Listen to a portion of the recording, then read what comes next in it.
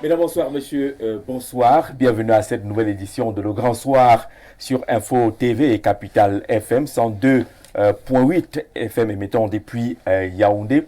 On va beaucoup parler de communication, de médias, de régulation, mais aussi de rémunération des médias dans cette édition à partir de la sortie du Conseil national de la communication sur la récurrence des propos dits haineux, violents et dénigrants sur les émissions interactives, les programmes qui sont régulièrement diffusés sur les chaînes de télé et de radio depuis un certain temps dans notre pays. Le Conseil national de la communication attire l'attention des promoteurs, des producteurs, mais également des présentateurs de ces programmes sur ces dérives et menace même de sanctions ceux qui iront encore vers ces dérives. Et puis, entre-temps, quelques directeurs de publication et patrons sont passés à la caisse dans le cadre de l'aide publique à la communication privée. Mais la réaction des journalistes semble indiquer que cette enveloppe est très maigre et qu'il y aurait même un souci de distribution qui pourrait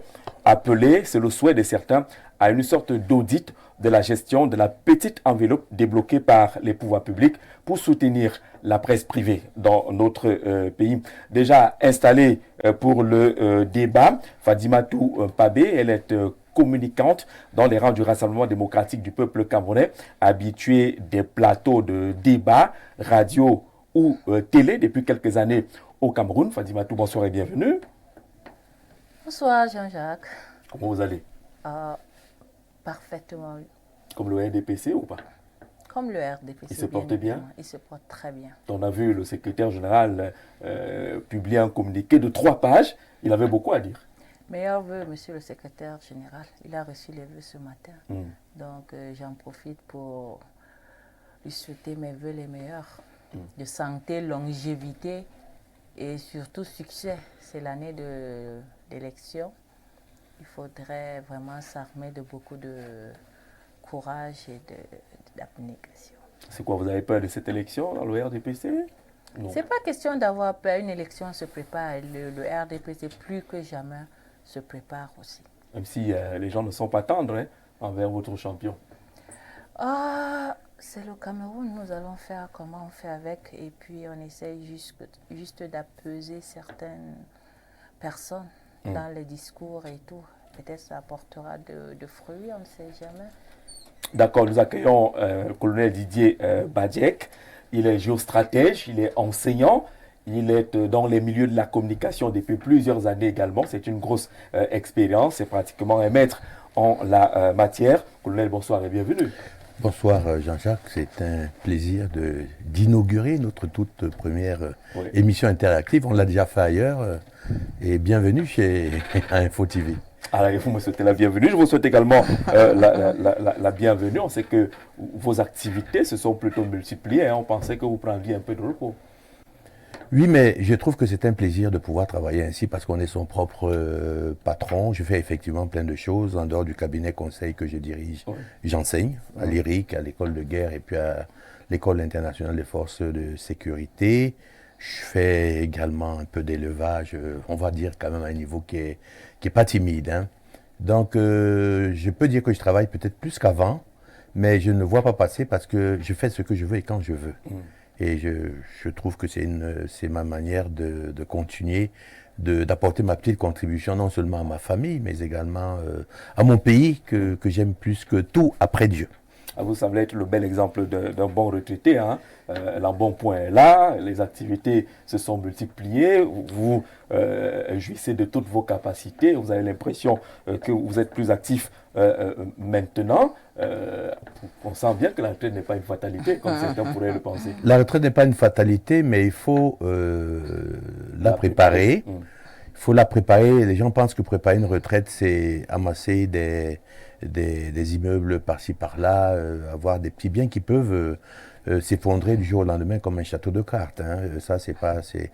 Mais je pense que ce qu'il faudrait faire, c'est être capable de dire qu'est-ce que je vais faire après ma retraite, étant donné que j'ai encore un potentiel physique, mental et moral qui sont au-dessus de la moyenne, donc je peux continuer à servir. L'erreur qu'il ne faudrait pas faire, c'est de rester devant son téléviseur du matin au soir, regarder Novolas et tout le reste, là, je ne pense pas que ce soit une contribution. Il faudrait se poser la question de savoir en quoi est-ce que je peux être utile. Et on peut être utile partout. On peut être utile en nourrissant des Camerounais parce qu'on a un petit champ vivrier. On peut être utile parce qu'on continue à donner des cours. Si jamais on a été universitaire, c'est pas le moment d'arrêter. Au contraire, il faut écrire, il faut produire. Il faut être capable d'apporter sa contribution dans le milieu académique également. Rentrer dans un laboratoire, c'est ce que je demande à plusieurs de faire. Et puis, il faut rentrer dans des associations caritatives, faire quelque chose. Alors, vous êtes plus à l'aise dans le costume d'officier ou d'universitaire? Colonel ou docteur, vous préférez quoi? Ah, ça c'est une question qui est pertinente. Ça c'est une question qui est pertinente. Bon, je vais dire sans pédantisme que je me sentais à l'aise partout. Mais je peux aussi dire que le métier des armes me manque énormément. C'est vrai qu'il est plus rigide que ce que je fais en ce moment. J'ai l'opportunité de décider de ce que j'ai à faire. Mais il y a une telle rectitude et puis il y a une telle fraternité au niveau des armes. Vous voyez, regardez tous les problèmes que le Cameroun génère aujourd'hui. J'ai dit générer parce que nous sommes responsables de ce qui est en train d'arriver.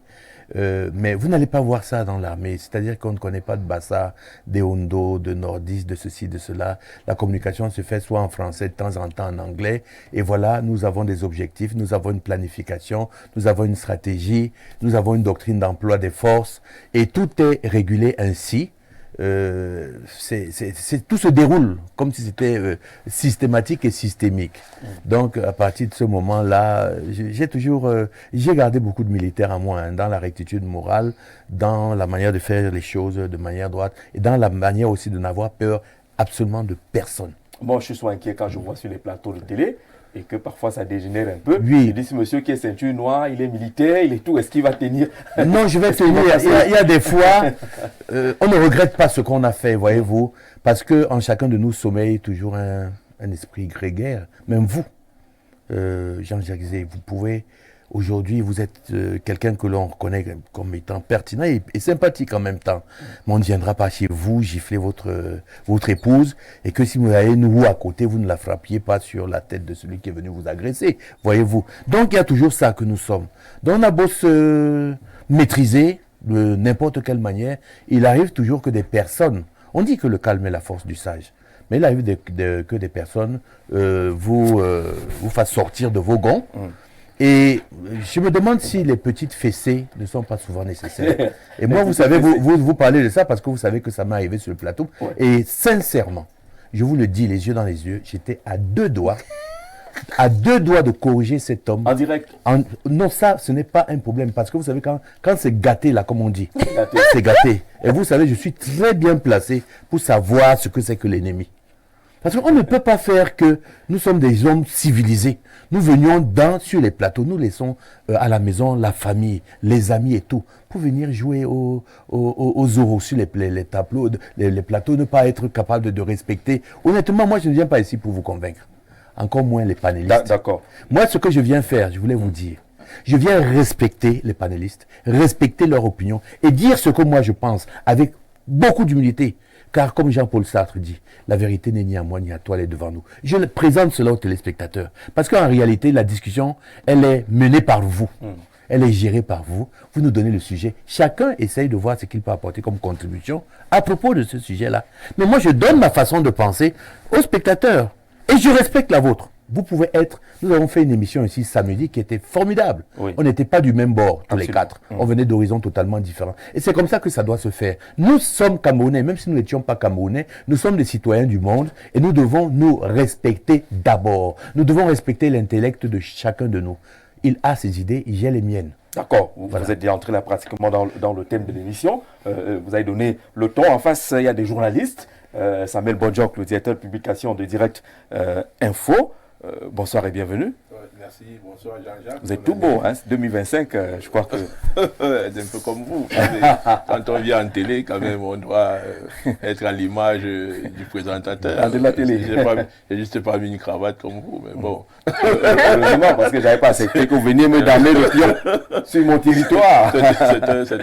C'est un grand soir et puis on essaie d'être un peu décontracté après une journée de boulot D'accord. Merci on vous dit merci. Ce n'est pas facile de vous tirer de vos activités de production au quotidien. Ce n'est pas facile d'avoir Norbert Olivier Baudet également. Ce n'est pas évident. Vous arrivez pratiquement au pas de course pour prendre part à ce programme. Bonsoir Norbert Olivier Baudet. Bonsoir Jean-Jacques, bonsoir aux copanélistes, bonsoir aux téléspectateurs qui sont d'ailleurs nombreux. Il est des grands soirs qu'on n'en a pas souvent. Hier, nous étions intervieweurs du colonel Dr Badjek. Ouais. Aujourd'hui, nous sommes copanélistes, c'est un honneur. On fera un clin d'œil également à la seule dame du plateau, parce qu'on est galant.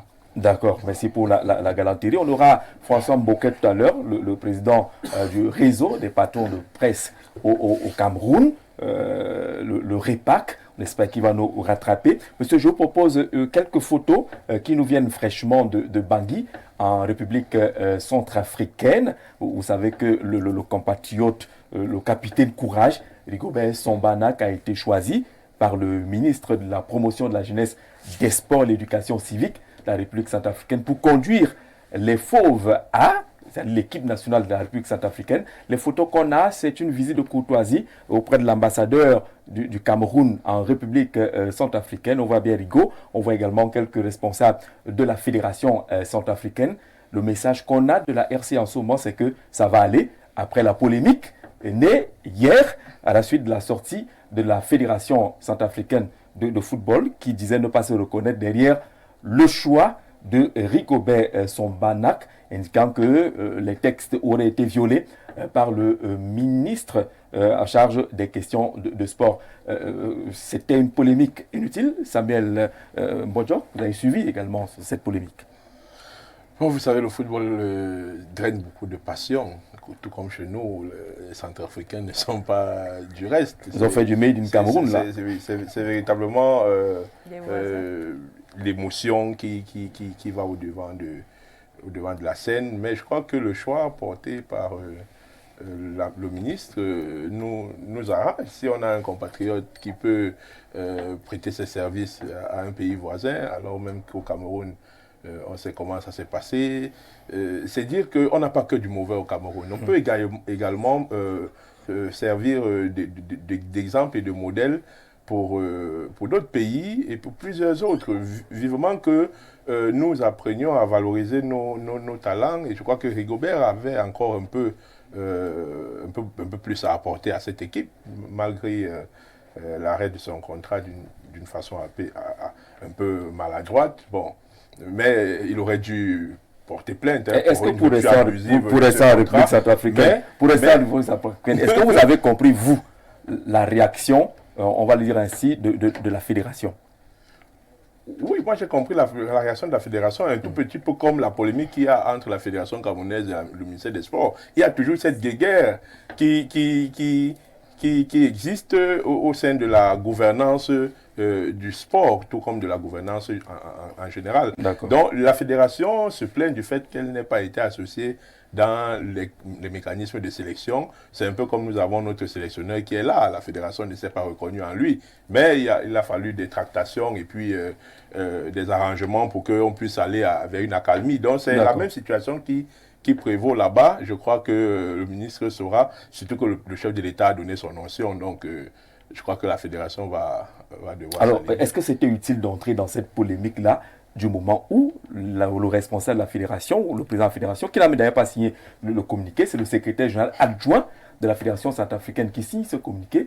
Est-ce que le stratège que vous êtes, le géostratège, est-ce que du moment où on voit le président lui-même recevoir au palais de la Renaissance Rigobert Sombanak, la fédération n'aurait pas simplement pris acte et peut-être posé des questions au ministère après pourquoi on n'a pas été associé ou pas? Le problème, je pense, est la manière que nous avons de façon, on va dire, habituelle, de singer ce qui se passe de l'autre côté de l'océan. Les fédérations sont bâties sous un certain chapiteau parce qu'il y a une manière de vivre. Il y a un environnement qui se place là. Déjà, les fédérations sont systématiquement autonomes. Alors, si vous n'avez pas l'autonomie financière, vous ne pouvez pas avoir l'autonomie stratégique, je suis désolé. Si vous avez un financier qui finance toutes vos opérations et qu'à un moment vous voulez aller, n'est-ce pas, diamétralement opposé à ce que ce bailleur-là vous produit, eh bien, il va avoir un clash. Alors, tout cela, n'est-ce pas, peut être arrangé avec des gens, si jamais ils peuvent entretenir ensemble une certaine convivialité. Vous savez, nous venons tous d'horizons totalement différents. Nous avons des habitudes différentes, mais il faudrait qu'on laisse ce qui est personnalisé chez nous pour qu'on puisse être, n'est-ce pas, comment est-ce qu'on va dire ça, potable au niveau des relations, les relations humaines. Et c'est cela, et ça, c'est une pédagogie qu'il faudrait apprendre.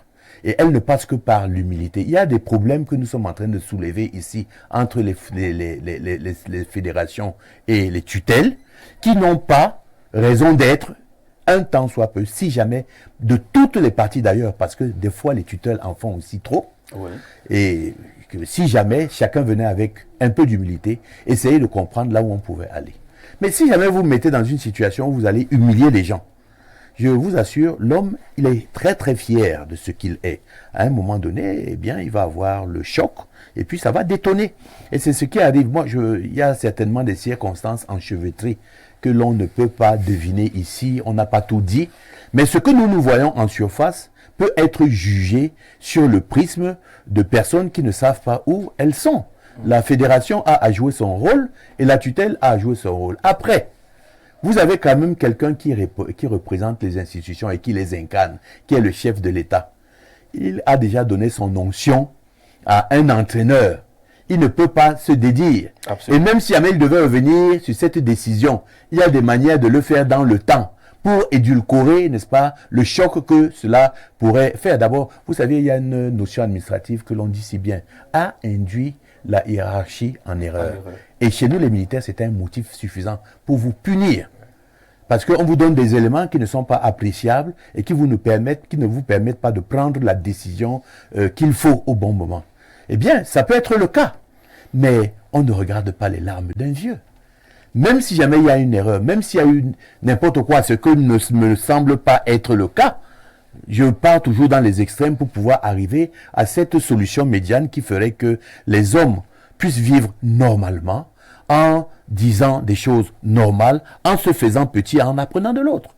C'est Antoine de Saint-Exupéry qui dit aussi, si tu diffères de moi, mon frère, loin de me léser, tu m'enrichis. Si on ne part pas fondamentalement de cette base d'humilité, je suis très existentialiste, hein, on ne part pas de cette base, eh bien, je vous dis que la société ne peut pas se comprendre. Parce que nous avons tellement d'antagonie, vous et moi ici. Premièrement, vous pouvez aimer le couscous, je ne l'aime pas. Vous comprenez? Il y a beaucoup de choses, vous habillez comme ça, je ne m'habille pas comme ça. Vous aimez ceci, donc il y a tellement de divergences que pour vivre ensemble, il faut faire la démarche d'être humble. Et c'est valable dans les sociétés communautaires, c'est valable dans les sociétés administratives, c'est valable dans les rapports entre les médias et les opinions et tout le reste. Je pense que c'est un problème d'humilité d'abord et de politesse de l'autre. Si vous vous adressez de manière convenable, de manière bienséante et polie envers votre vis-à-vis, je pense que la réponse qu'il vous donnera, il cherchera à voir comment est-ce que vous pouvez converger de manière asymptotique vers des solutions qui sont... D'accord. Le ministre signe donc un arrêté nommant l'encadrement technique des fauves de la République centrafricaine et le président de la fédération arrive quelques temps après avoir vu les photos, le président jubilé avec Rigobert son barnac, présenter son maillot et autres. Et le président de la fédération sort pour dire que vraiment votre affaire là, nous on n'a pas été associés, on ne reconnaît pas. Est-ce qu'on peut imaginer que ça puisse arriver de mettre ainsi en difficulté un chef d'État en mondovision, lui qui a une image du marketing qu'il recherche pour son pays?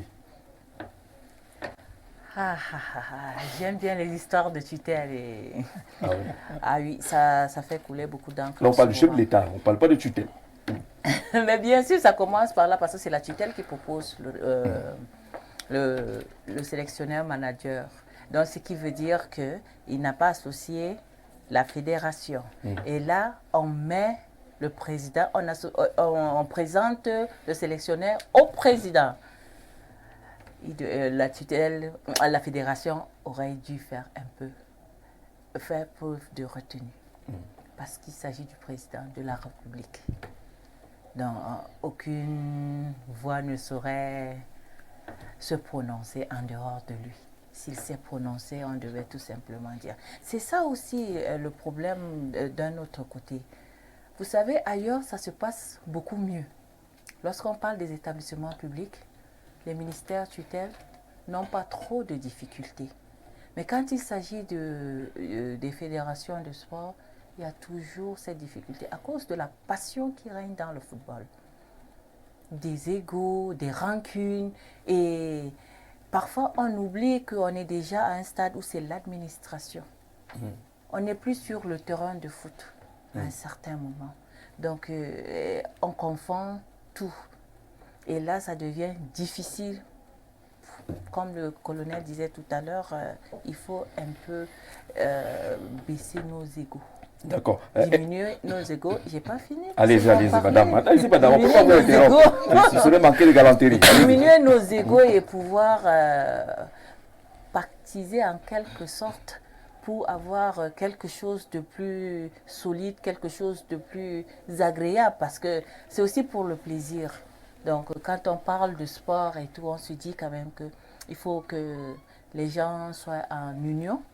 C'est une unité, et une union, le fair play et tout ça, donc il ne faudrait pas que les gens se mettent... Voilà, on a mis tout un président en difficulté. Heureusement que... C'est en train de s'arranger là-bas. RCA, on dit que ça va aller. Il a pris fonction, il a déjà sa feuille de route de ce côté. Mais est-ce que le président de la fédération n'a pas négligé le côté marketing que recherche le professeur Faustin Archange Touadéra? Montrer que les icônes peuvent venir en RCA, que la guerre c'est le passé, que le pays est désormais vivable, que les activités se passent normalement. Est-ce que la fédération n'a pas pris en compte ce côté marketing de l'image de la RCA avant de faire cette sortie? J'ai le sentiment que le président de la fédération centrafricaine de football a voulu imiter son homologue camerounais. Ah d'accord. Jean-Jacques, vous savez, vous avez longtemps séjourné à RCA. À l'époque, on parlait de Bangui la Roquette. Et depuis Touadéra, en 2016, on parle de Bangui la Coquette. C'est redevenu Bangui la Coquette. C'est redevenu Bangui la Coquette. Mais tout ce qui est donc... Dans cette coquetterie, il faut donc ajouter les recordman comme les Rigobert. Je rappelle quand même qu'il incarne le dynamisme dans pour ce qui est du football. Rigobert sont ses 4 Coupes du Monde. Rigobert sont ses 137 sélections en équipe nationale. Rigobert sera qualifié l'équipe nationale du Cameroun à la CAN au moment où on s'attendait le mois. Rigobert a battu le Brésil. Bien sûr, il a battu le Brésil. Il faut le marteler. Donc, ne restons pas toujours dans l'imitation. J'écrivais dans un groupe où vous êtes administrateur que tout le monde n'est pas Samuel Eto'o. Et encore que on ne peut pas établir une sorte de comparaison, ce temps plus qu'au Cameroun, les bisbis, c'est entre le ministère des Sports et la Fédération camerounaise. Mais là-bas, c'est tout un chef de l'État. Qui plus est le président de la CEMAC, Jean-Jacques. Vous imaginez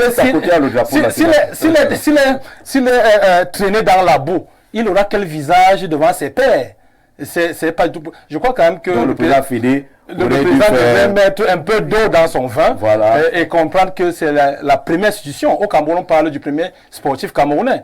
Je ne sache pas qu'au Cameroun, que le chef de l'État vienne à présenter un entraîneur et que Samuel Eto'o se lève malgré l'aura qu'on lui connaît et dise que non, moi je suis contre. Non, c'est qu'il n'a rien compris. Nous sommes en plein là-dedans. Je ne suis pas mieux placé pour parler de la géopolitique, mais je parle sous le contrôle du colonel Badjek, la géopolitique du sport.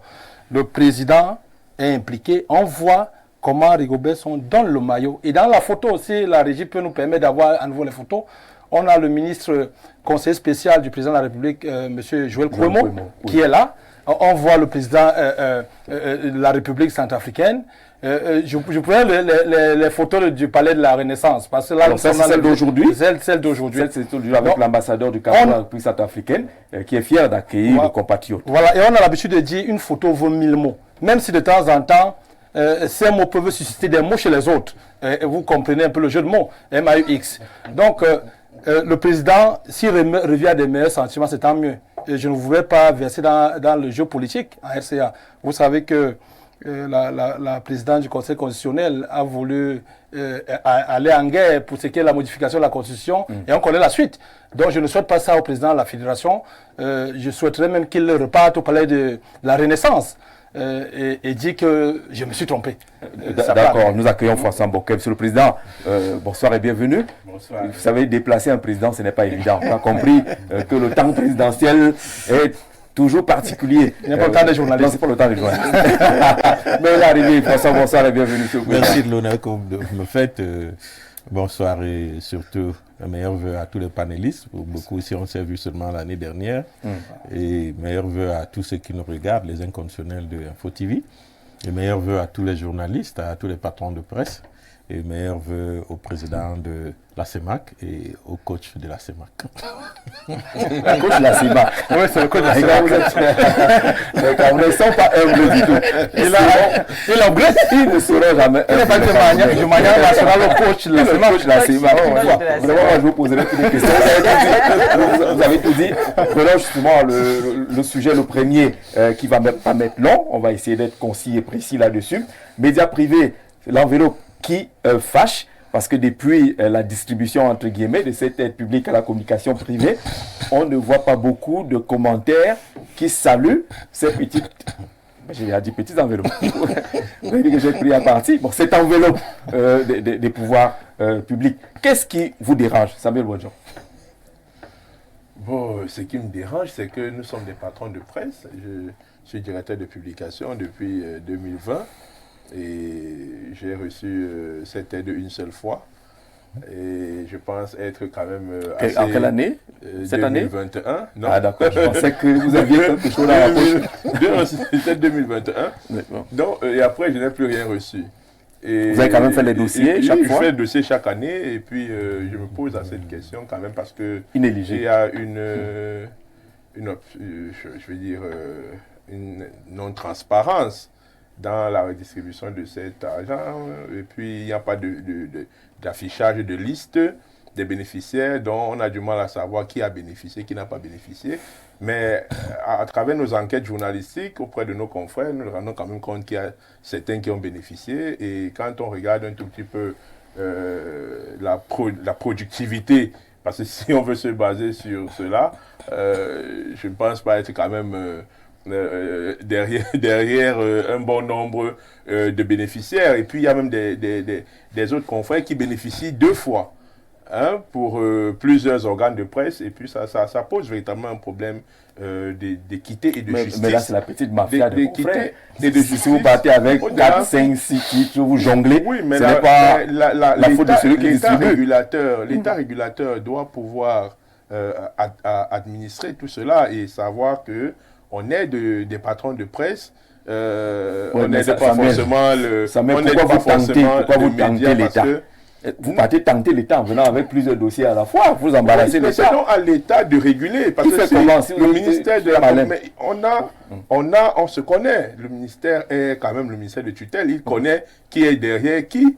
Si l'État dit qu'il ne connaît pas, alors là c'est une faute très grave. Deuxième chose, c'est que...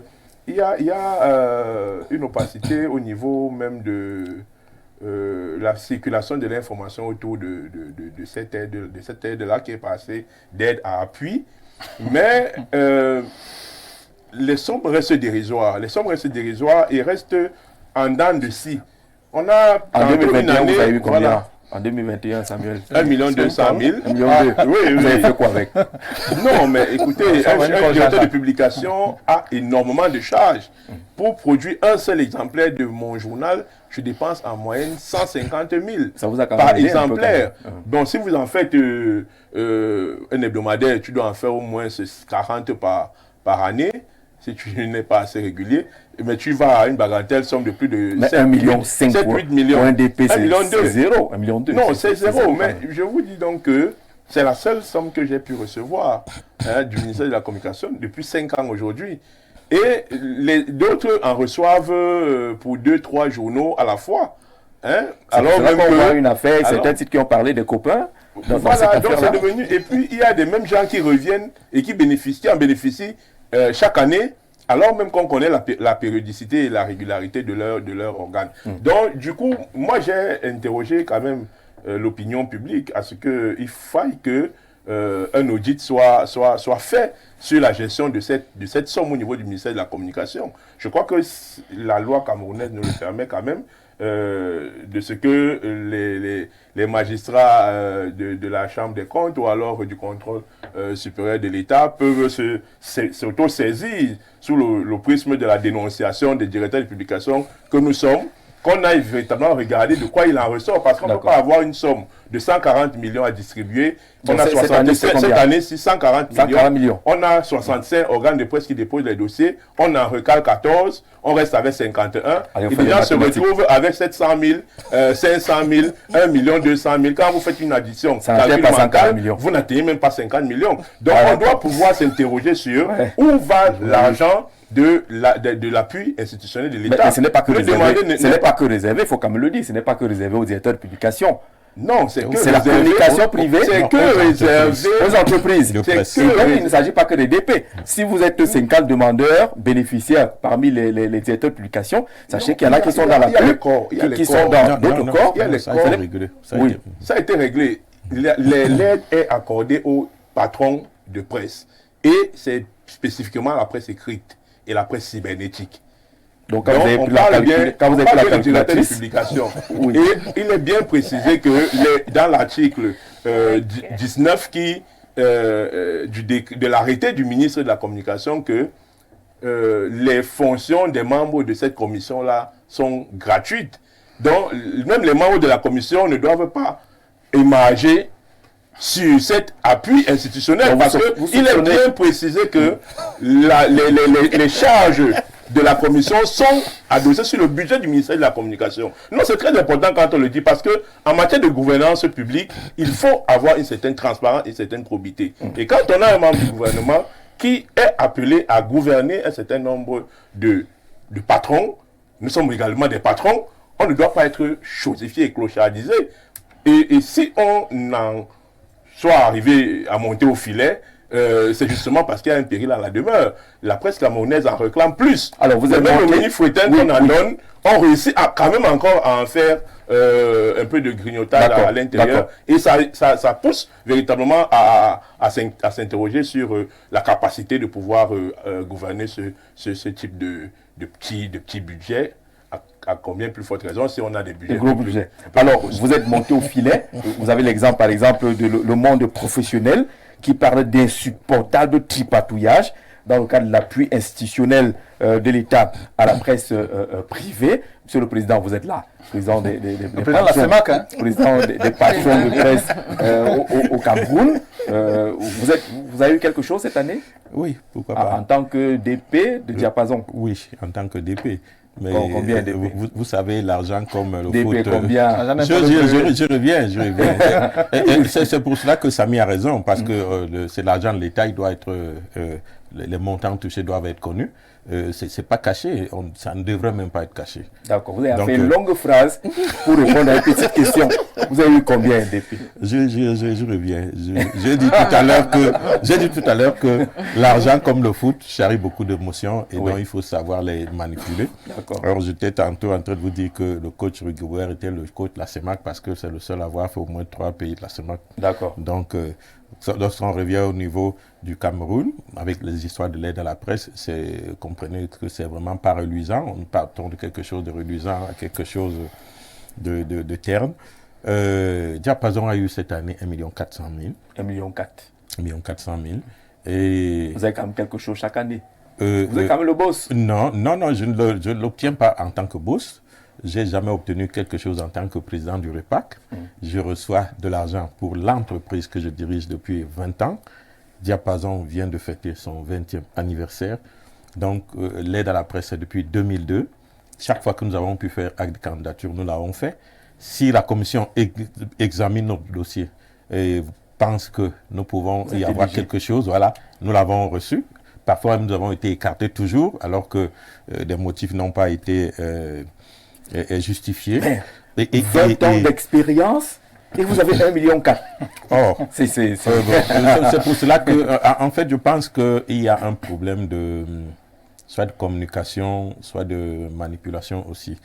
Le ministre de la Communication, celui que nous avons aujourd'hui, est là depuis 6 ans, je pense 2019. Oui, voilà, et nous avons fait, je pense que c'est sous son magistère que nous avons eu la première grève au niveau de la presse.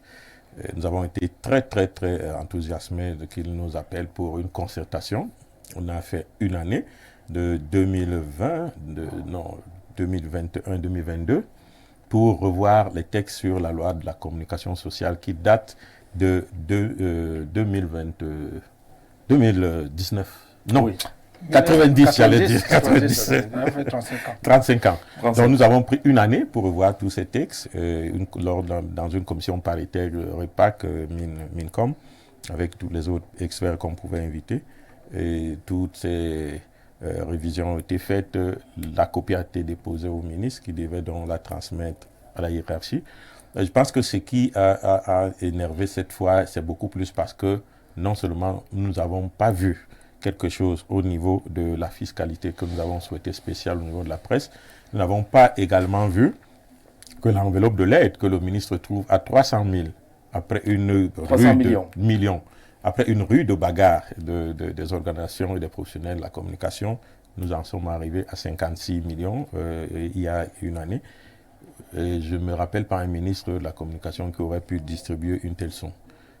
Si un ministre avait eu une telle somme, il allait la bloquer pour l'année qui suivait. Il n'y a personne qui l'a fait.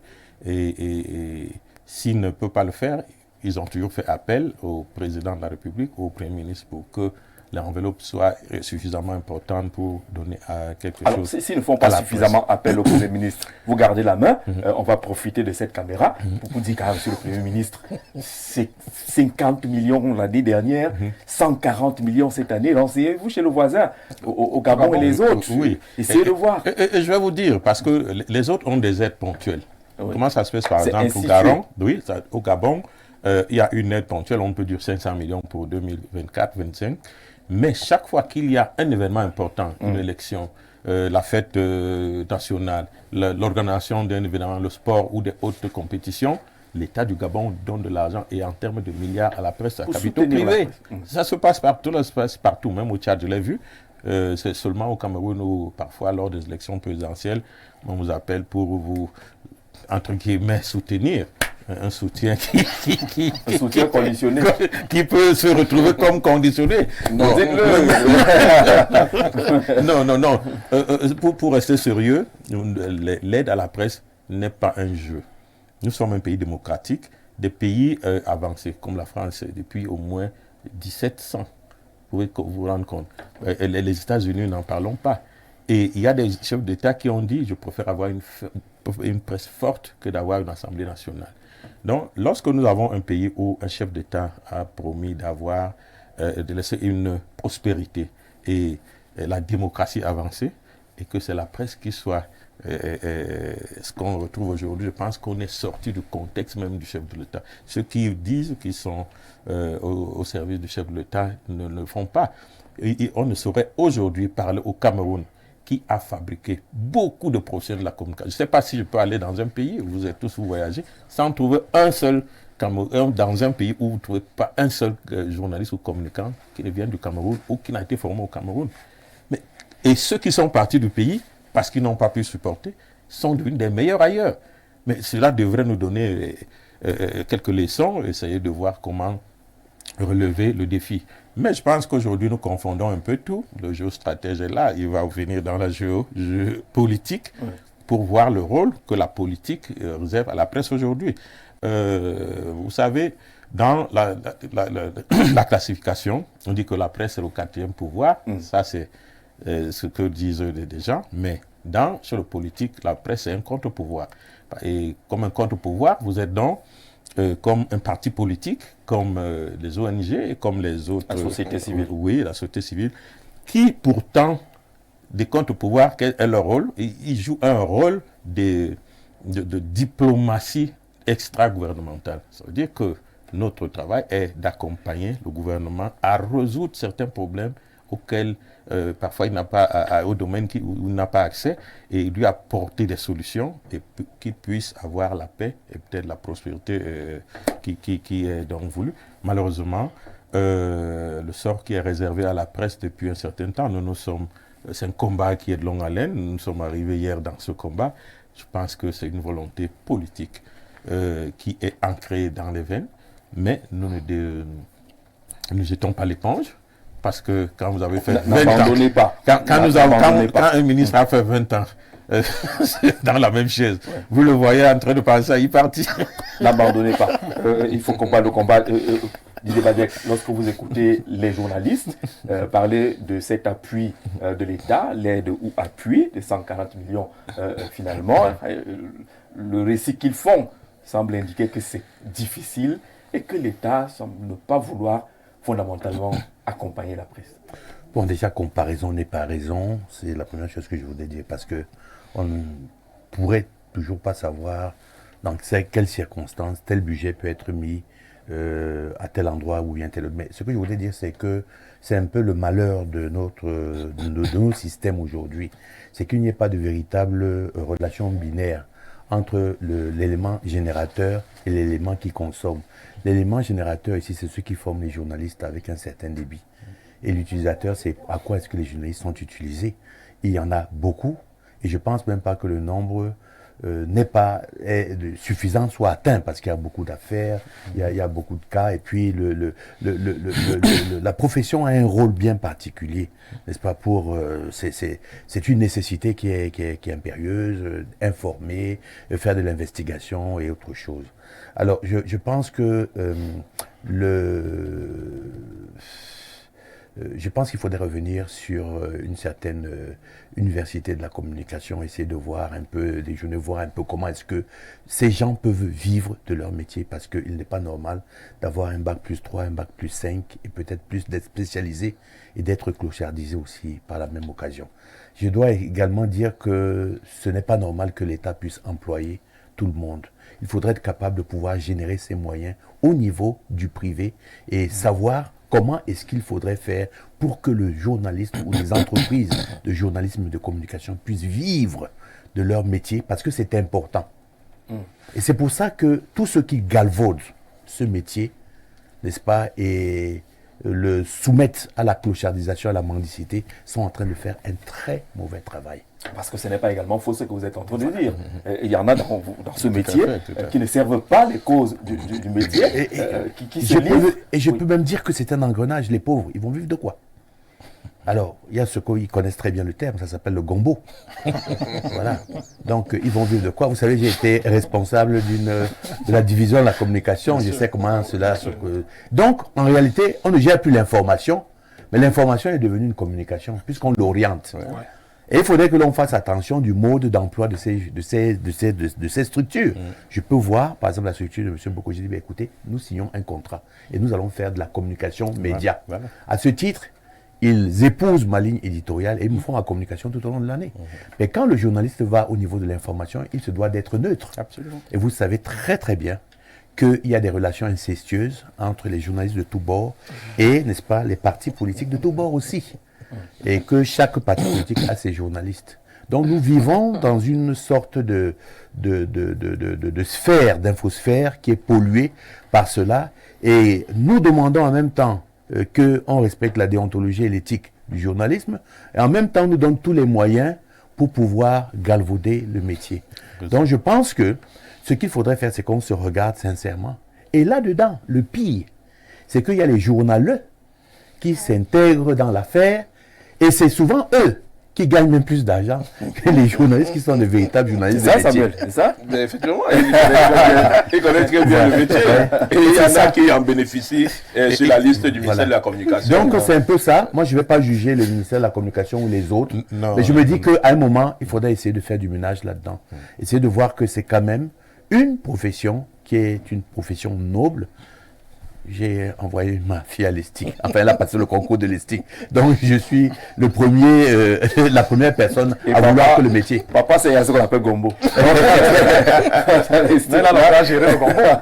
qu'on appelle gombo. Alors, non, ce que je voudrais dire, c'est que c'est un problème qui est extrêmement... Parce que ce rôle d'informer la société est un rôle extrêmement important parce qu'il est pédagogique aujourd'hui. Il faudrait que le journaliste reste dans les sentiers de la déontologie du journaliste et de l'éthique. Et en plus de cela, il devrait être interpellé par l'éthique professionnelle, mais également l'éthique morale. Vous voyez, c'est ce qu'il y a de plus difficile. Est-ce qu'il n'y a pas un peu un embarras au niveau de l'État?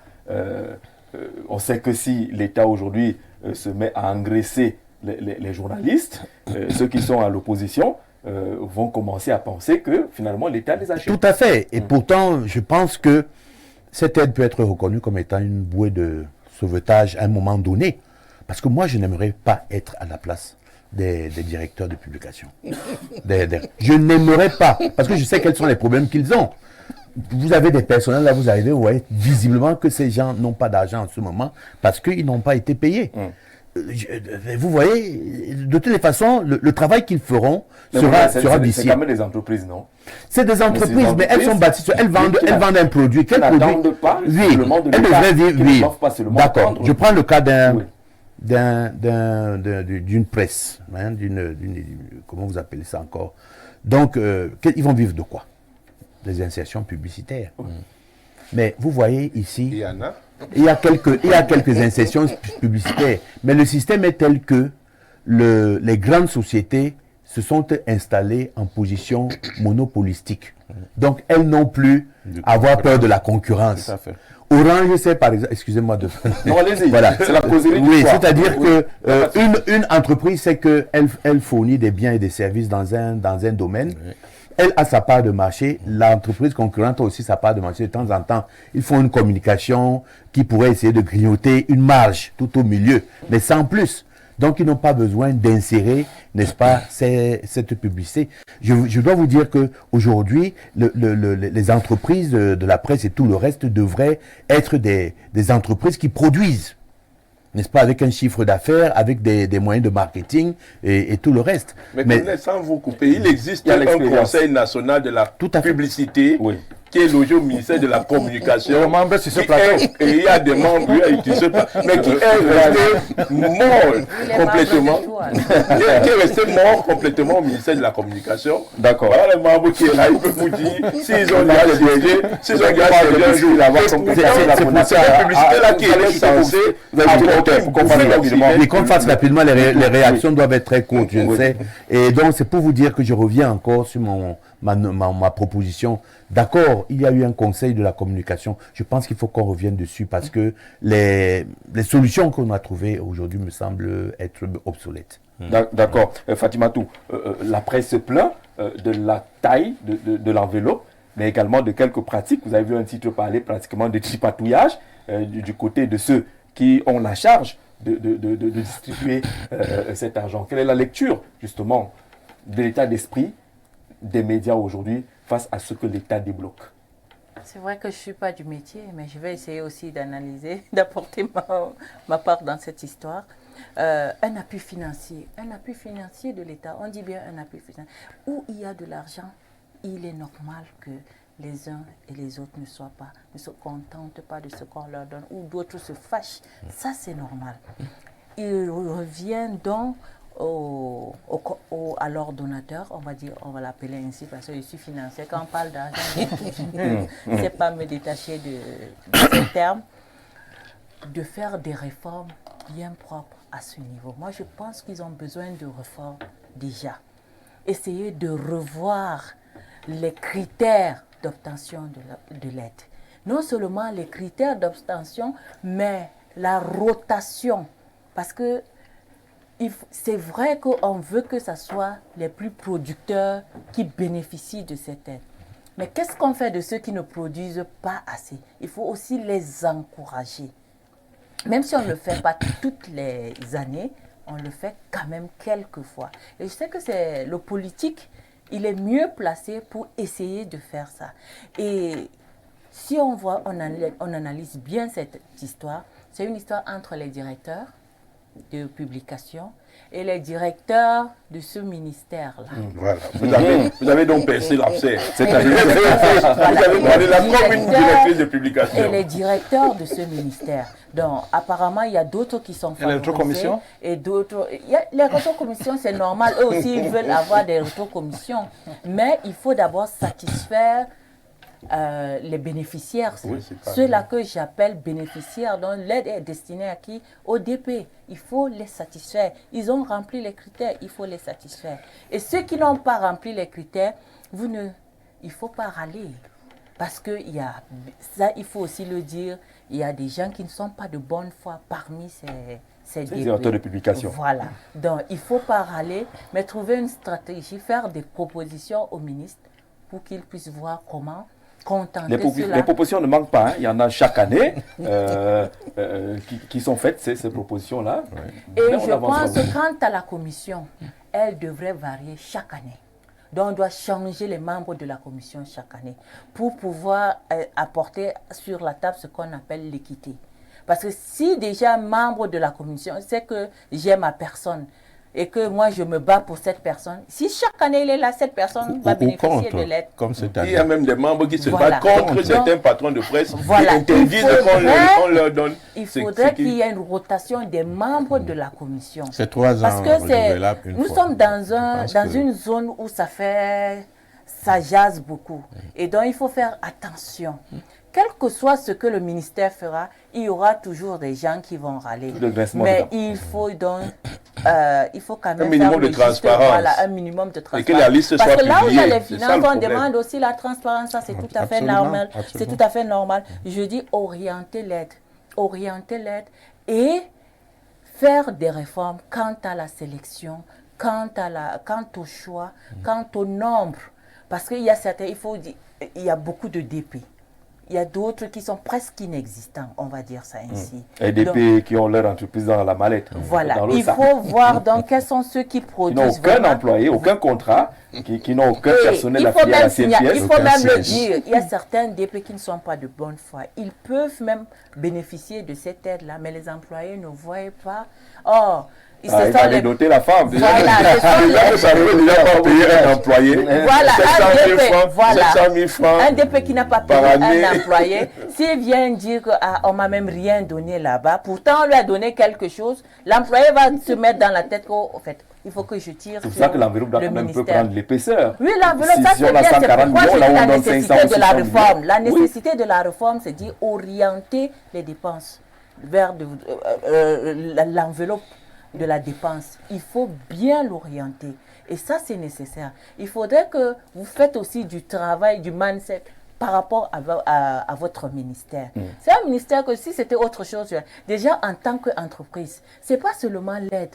Vous pouvez bénéficier de plusieurs choses au niveau de l'État. Mais vous êtes seulement concentré sur l'aide. Moi, je parle là, c'est le terrain, donc je ne veux pas... Tout à fait. Voilà. Donc, vous ne pouvez pas seulement bénéficier de l'aide, mais d'autres choses de l'État. Et ça fera que ça pourra absorber la frustration qu'on a eue au niveau de l'aide. Tout à fait. D'accord. Je voudrais chuter, je n'ai pas fini. Laissez-moi parce que c'est important pour eux. C'est important pour eux. Les femmes sont fortes. Au niveau de l'entreprise, on devrait maintenant voir quelles sont on va dire, les lignes que l'État met à la disposition d'une entreprise normale. Et en tant qu'entreprise d'une presse, qu'est-ce que je peux faire pour bénéficier de ces lignes? C'est important, il faut réfléchir, il faut aller chercher. Vous êtes des investigateurs, alors allez-y au bon endroit. Oubliez un peu l'aide qui n'est même pas costaude là. Peut-être qu'en allant ailleurs, là, vous aurez mieux que ça. Je ne dis pas de laisser votre aide. Mais fermez plutôt le robinet ailleurs. Madame du LDPC, il faut que je vous dise que les médias avaient une source de financement au niveau du ministère de l'économie à travers la publication du journal des projets qui a été suspendu depuis plus de 3 ans aujourd'hui. C'était au moins 3 500 000 que des patrons de presse pouvaient avoir. Revendiquer cela. Mais on revendique, madame, le LDPC que vous représentez sur ce plateau. Ce n'est pas une histoire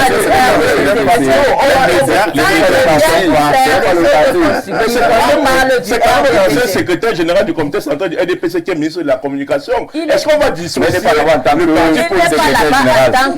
Je pense que dites ce que vous voulez dire. Ne nous embrouillez pas avec le LDPC. Non, c'est pas Je voulais mettre un peu de l'ordre dans les deux qui sont venus après moi, pour dire que, en effet, ils sont peut-être pas en dehors du colonel qui a été au four à moulin. Il a vu comment la presse se passe. Madame qui est un peu excentrée, mais avec l'expérience. Il était chef de c'est quoi, la division de la communication au ministère de la Défense. Voilà, donc madame qui gère les finances sait également de quoi il parle. Toutes ces propositions ont été faites. nous sommes arrivés à créer un compte d'affectation spéciale. On nous a demandé au niveau du ministère qu'est-ce qui va financer le compte d'affectation spéciale. On l'a donné des éléments. Il y avait à cette époque, ça c'était à l'issue de la réunion qu'on a eue en 2012, États généraux de la communication.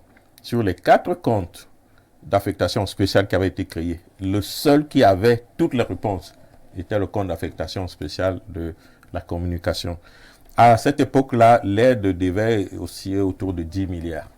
Sans parler de ce poudrage que nous faisons aujourd'hui. Donc, il y avait des revenus on avait identifié des sources où des ressources devaient être tirées.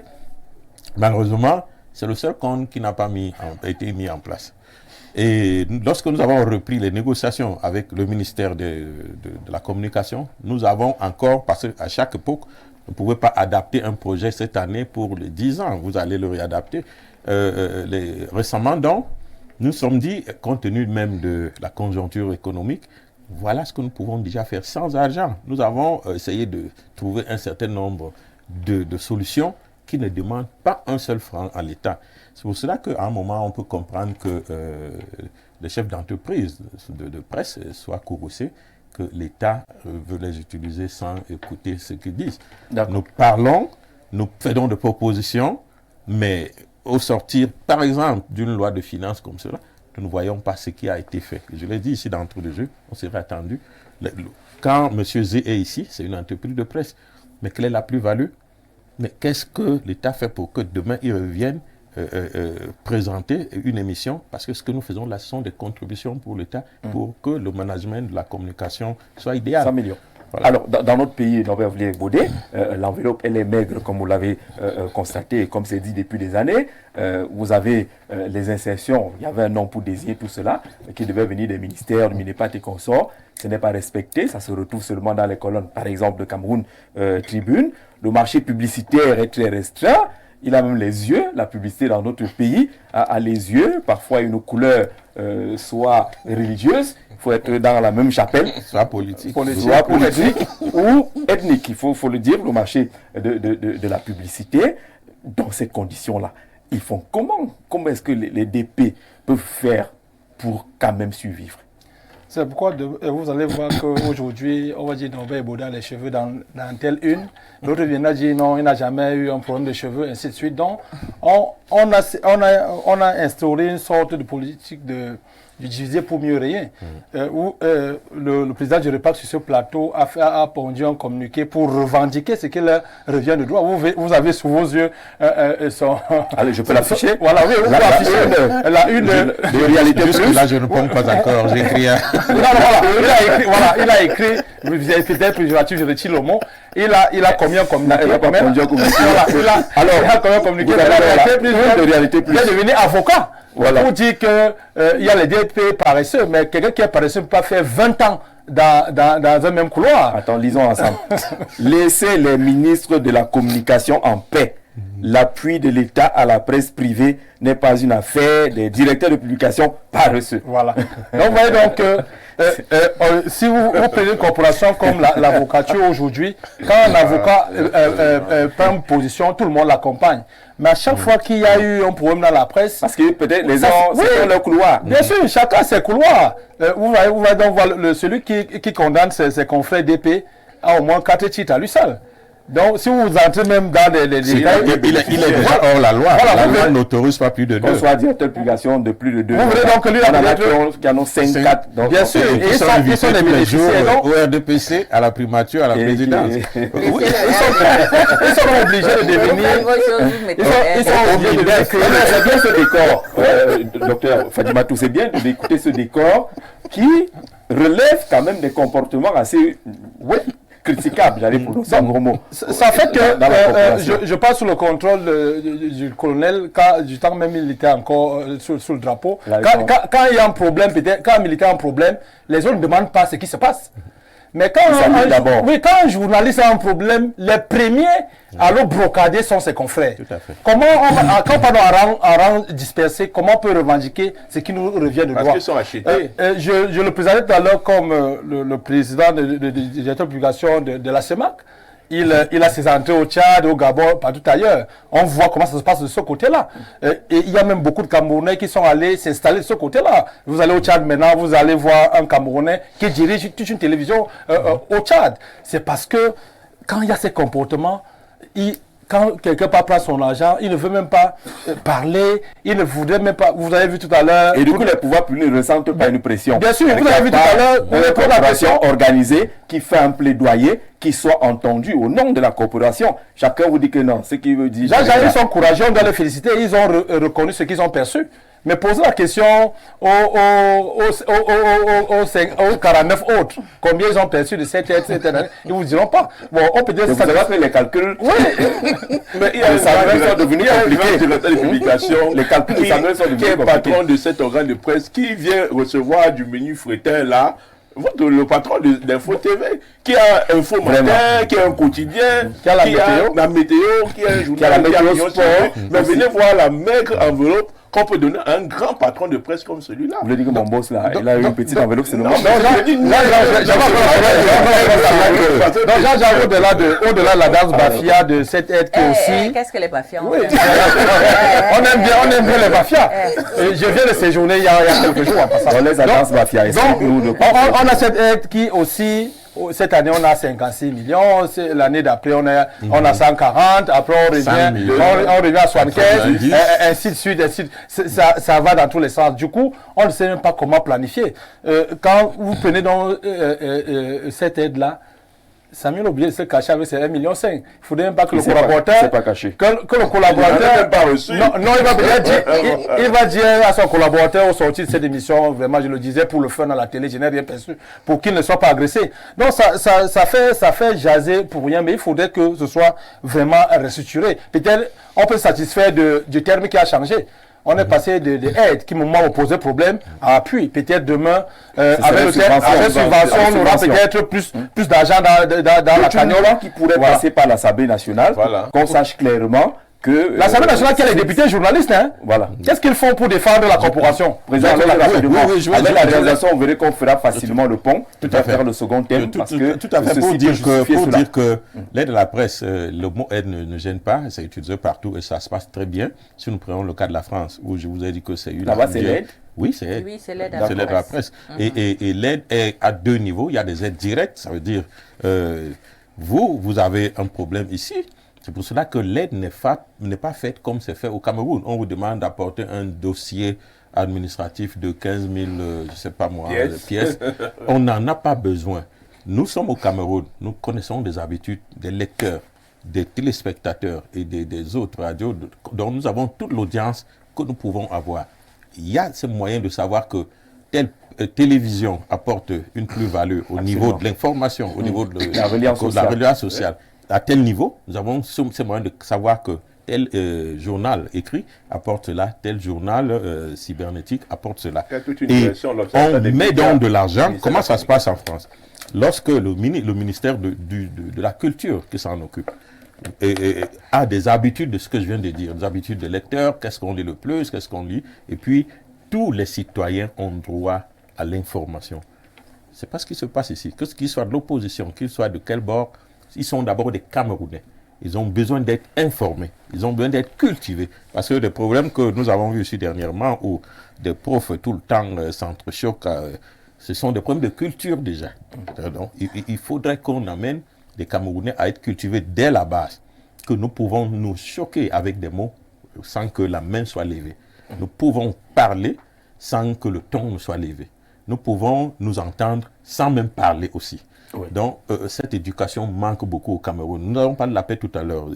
Justement, on a tout fait la transition au niveau du... Donc, nous n'avons pas ce travail de formation dont la grande partie revient à la presse parce qu'elle a une grande force de toucher les masses. Nous sommes en train de passer à côté. Mais qu'est-ce que nous voyons? Nous sommes en train de former des brigands dès le bas âge pour dire que nous sommes en train de discuter d'un sujet. Vous êtes RDPC, Suisse ici, on peut s'étriper parce que nous n'avons pas le même argument. Alors, ce travail n'est pas bien et il faut le fustiger, ramener l'aide donc à la presse. Nous avons des groupes de presse qui existent et qui sont connus. Alors, pourquoi est-ce que vous refusez qu'on dise que les directeurs de publication, certains sont pas reçus. Non, Vous mais croisez les bras, il sait vous peut-être. croisez les bras, vous attendez seulement l'aide de l'État. Il sait peut-être de quoi il parle, mais je ne pense pas qu'il y ait au Cameroun un directeur de publication qui vive de l'aide à la presse. Je dis même Sopecam, qui a des subventions de l'État, a des problèmes de fonctionnement au quotidien. Même la CRTV en a. Donc il ne faut pas que nous pensions que le problème n'est qu'au niveau de la presse privée. Mais il est accentué au niveau de la presse privée parce que non seulement la presse, les revendications de la presse privée ne sont pas écoutées. Si nous venons aujourd'hui au niveau de la presse audiovisuelle, depuis 2004, qu'un fonds a été créé, vous êtes écarté de l'aide, vous n'avez rien. Oui, la presse audiovisuelle, les télés, les radios, vous n'avez rien. Et puis, depuis la réforme de 2020, depuis que M. Sadi est arrivé, là où il a tenu compte de la réforme qui a été faite, donc il a enlevé aujourd'hui l'aide à la presse ne concerne que la presse écrite et ceux qui sont au niveau d'Internet. Alors, si nous regardons donc cette morphologie que présente la presse, je pense que même madame qui dit qu'elle est un peu excentrée, peut dire aujourd'hui que quand je m'assois, voilà la télé que je regarde.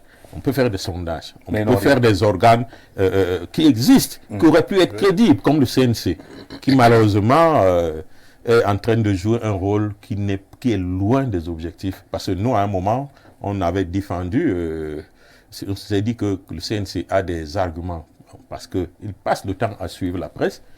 Il peut donc avoir des arguments, comme cela se fait d'ailleurs ailleurs, hein, pour pouvoir gérer l'aide à la presse. Mais ce que nous avons vu ces derniers temps, avec le comportement de certains membres du CNC, ne peut même plus permettre qu'on défende une telle idée. D'accord. Alors, bonsoir le panel. Dans quel secteur où l'argent est mis en jeu, vous avez observé la transparence? Il serait juste souhaitable que les mangeurs à qui on ne peut interdire de manger, comme le dit la dame, mangent quand même moins que les DP, inspecteur Mbarga. Il est un peu dur, inspecteur Mbarga, qui dit que partout il y a l'argent dans ce pays, rien ne marche finalement, et qu'on pourrait prendre peut-être plusieurs exemples là-dessus. Jean-Jacques, je pense humblement que l'aide à tête chercheuse cache quelque chose. Soit on investit d'une manière générale dans le bien-être des médias, soit on n'aide plus aucun média, car la presse se nourrit de son contenu.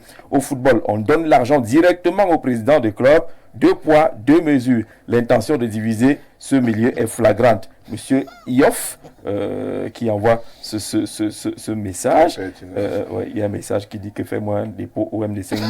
Je ne sais pas. Tu n'as pas eu l'aide.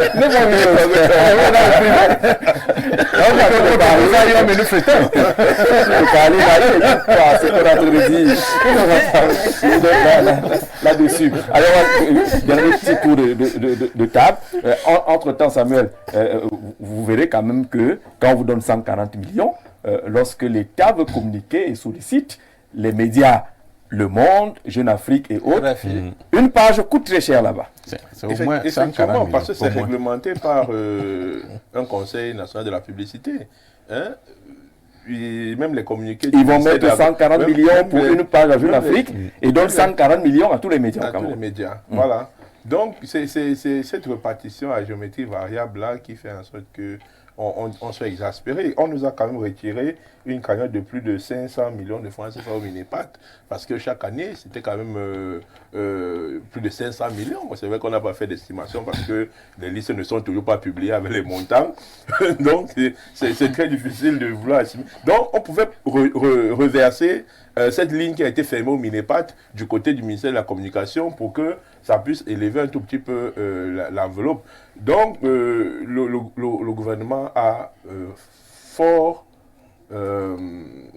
connaît exactement ce qu'il faut faire. Mais la volonté politique amène à faire ce qu'ils sont en train de faire là. Et même ce qu'ils sont en train de faire là, qu'ils essayent au moins de le faire bien. Quand j'ai dit tout à l'heure qu'il s'agit quand même d'une affaire... c'est le RDPC qui est le parti qui est au pouvoir. Et lorsque le ministre implémente la politique du chef de l'État, qui est la politique pour laquelle les Camerounais l'ont voté en 2018. Donc le ministre de la Communication qui en a été le secrétaire général est le mieux placé pour savoir implémenter la vision et la politique du chef de l'État, qui est quand même celle qui est basée sur la justice sociale, sur la transparence, sur la bonne gouvernance, et il devrait prêcher par l'exemple. C'est dans ce sens que j'interpellais la communicatrice du RDPC, qu'elle sache que les leçons qu'elle a données de bonne gouvernance doivent tenir également à son ministre qui a été quand même son patron politique. Oui, il n'est plus. Non, c'est le problème. C'est le problème que nous avons dans ce pays en mélangeant le parti au sectoriel. Je voudrais dire que le président, dès qu'il est élu, il est le président de tous les Camerounais. Tout à fait. D'accord. Il a une politique qu'il va émettre et dans la sectorielle, par exemple la communication, il faudra faire selon l'idéologie du parti ou alors être un mauvais élève en faisant ce que le parti ne recommande pas. Donc je pense que chaque responsable, que vous appelez ministre de chaque département ministériel, est là pour appliquer une politique qui ressort, on rentre dans la stratégie d'une vision globale, mais qui n'est pas la vision du parti politique. Le chef de l'État a été élu, il a une vision globale durant son mandat et à chaque sectoriel de fixer ses stratégies sectorielles avec ses composantes dans un cadrage d'action prioritaire et avec des éléments d'évaluation, des critères d'évaluation bien précis. Vous voyez? Donc moi je pense qu'on ne va pas arriver à des solutions si on mêle le RDPC qui est responsable de tout alors que chaque sectoriel, et j'aurais par exemple préféré que peut-être un discutant du ministère de la Communication soit là et qui vous explique peut-être les difficultés qu'il rencontre. Voilà. Il faudrait faire un effort que ça se passe comme ça parce que les sectoriels, les communicants des sectoriels devraient être capables de jouer leur rôle, assurer la promotion de leur sectoriel et également défendre, n'est-ce pas, certaines questions qui peuvent être préjudiciables quant à la protection de leur image. On a longuement essayé d'avoir quelqu'un ça fait une semaine que l'aide est dehors, on n'a pas eu ça. Ça fait une semaine que l'aide est dehors.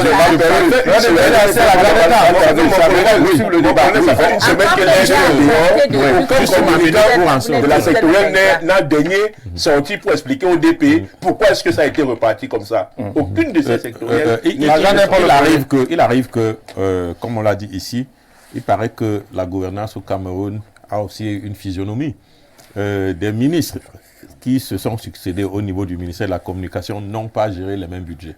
On va vous dire que tel est arrivé, il avait 14 milliards, l'autre avait 8, l'autre avait 9, mais dès que celui-ci est arrivé, c'est tombé à 4. Donc, est-ce que ceux qui avaient 8 avaient pour but de promouvoir la presse? C'est pour ça qu'on avait mis beaucoup. Maintenant, quand ceci arrive, ils ont pour but de tuer la presse. C'est pour cela que le budget n'est pas élevé. Donc, c'est un problème global. Nous n'en parlons pas seulement pour la presse écrite. Il faut que l'État a l'obligation de voir ce problème de manière globale. Qu'est-ce que la presse, les autres presses classiques gagnent aujourd'hui dans la part du travail qu'ils font, qu'ils accompagnent l'État au quotidien, dans la formation des citoyens, dans la promotion des valeurs, dans la promotion des cultures et dans la promotion de la démocratie. Qu'est-ce que ces acteurs gagnent dans ce jeu? On vous lit le communiqué du Conseil national de la communication. Le Conseil national de la communication informe les promoteurs des médias, les directeurs de publication, les présentateurs des programmes interactifs, c'est-à-dire nous là, que le Conseil observe à travers le monitoring de leurs contenus respectifs, la récurrence des propos haineux et violents, la généralisation des dérives langagières et de postures discourtoises à l'égard des personnes, des institutions publiques et privées, conscients de ce que ces attitudes ne cadrent nullement avec la triple fonction d'information, de formation et de reliance sociale qui sous-tend la profession de journaliste. Le Conseil tient fermement à préciser, premièrement, que dans le but de ne guère porter atteinte à la liberté de presse et d'expression, il ne relève certes pas de sa compétence de remettre en cause la ligne éditoriale des médias, ni de s'impliquer dans le choix de leurs différents panélistes. Toutefois, le Conseil rappelle que lorsque l'expression de cette liberté vire de façon récurrente au discours haineux, à la violence langagière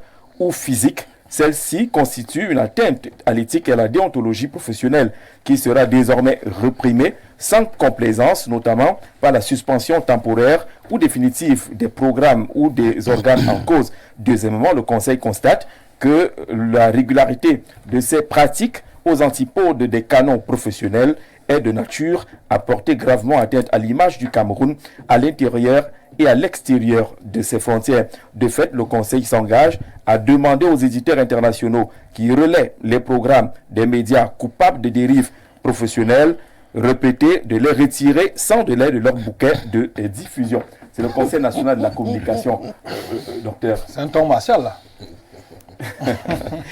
Il me posait la question à ma place. Alors, est-ce que ces inquiétudes du Conseil national de la communication sont avérées lorsque vous regardez ces programmes interactifs? Moi, je ne pensais pas que les programmes interactifs devraient avoir le phénotype de clownerie et de sur le plateau et de voix de fait même. Pourquoi pas? Parce que même nous, on en a été victime une fois. Écoutez, vous avez dû brandir votre ceinture noire. Oui, sur un plateau de Vogon. C'est pas loin. Ça, oui, à un moment, écoutez, nous sommes. Oui. Je vous ai dit au départ ici là qu'en chacun de nous sommeille un esprit grégaire. Moi, je suis bassa. C'est d'abord ça. Parce que les gens s'amusent, ils pensent que vous allez injurier les gens. Parce qu'aujourd'hui, je dois vous dire, non, il y a un rapport de force. Je suis il y a les fois rouges et les fois lourds. Donc, ce que je voudrais dire, c'est que, vous savez, nous sommes dans un système qui est en train de se vicier par contamination gigogne. Voilà. C'est-à-dire où on fait n'importe quoi, où votre fils qui passe en route, parce que vous l'avez apostrophé, parce qu'il fait quelque chose de mal, ce à quoi nous étions sujets quand nous étions jeunes. Nous avions des pères partout. Non, il va vous sortir tous les katas du monde, il va menacer de vous taper sur la route, où on ne respecte plus rien. Et nous en sommes les responsables. On ne peut pas faire qu'on vienne sur un plateau avec une audience importante et qu'on commence à laisser libre cours à ces émotions les plus barbares qui soient. Je pense qu'il faudrait que ça s'arrête. Il faudrait qu'on mette un terme à cela parce que nous méritons mieux. Et s'ils pouvaient faire ça dans leur village ou dans leur cuisine, ce serait bien. Mais ça se passe ici en Mondiovision. Je ne peux pas vous dire combien de fois j'ai honte, alors que je ne devrais pas avoir honte d'être Camerounais. Je dois être fier d'appartenir à ce grand pays. Combien de fois je peux avoir honte quand c'est un Sénégalais qui nous apostrophe, « Oh, vous avez fait ceci, oh, les Camerounais ». Nous sommes la risée de tout le continent à cause de cette situation. Même si nous sommes le continent. Nous sommes le continent. Et je dois vous dire que même les humoristes prennent des exemples sur le Cameroun. Non, on voit ça sur TikTok. Hein. Attendez, je vous assure. On sait un jeu, c'est qui se passe. Ça me fait très mal. Moi, je pense que nous avons une autre mission. Nous avons autre chose à faire. Quand vous avez la mission d'informer une opinion multiforme, c'est une mission qui, ma foi, est impérieuse et impériale. Vous comprenez?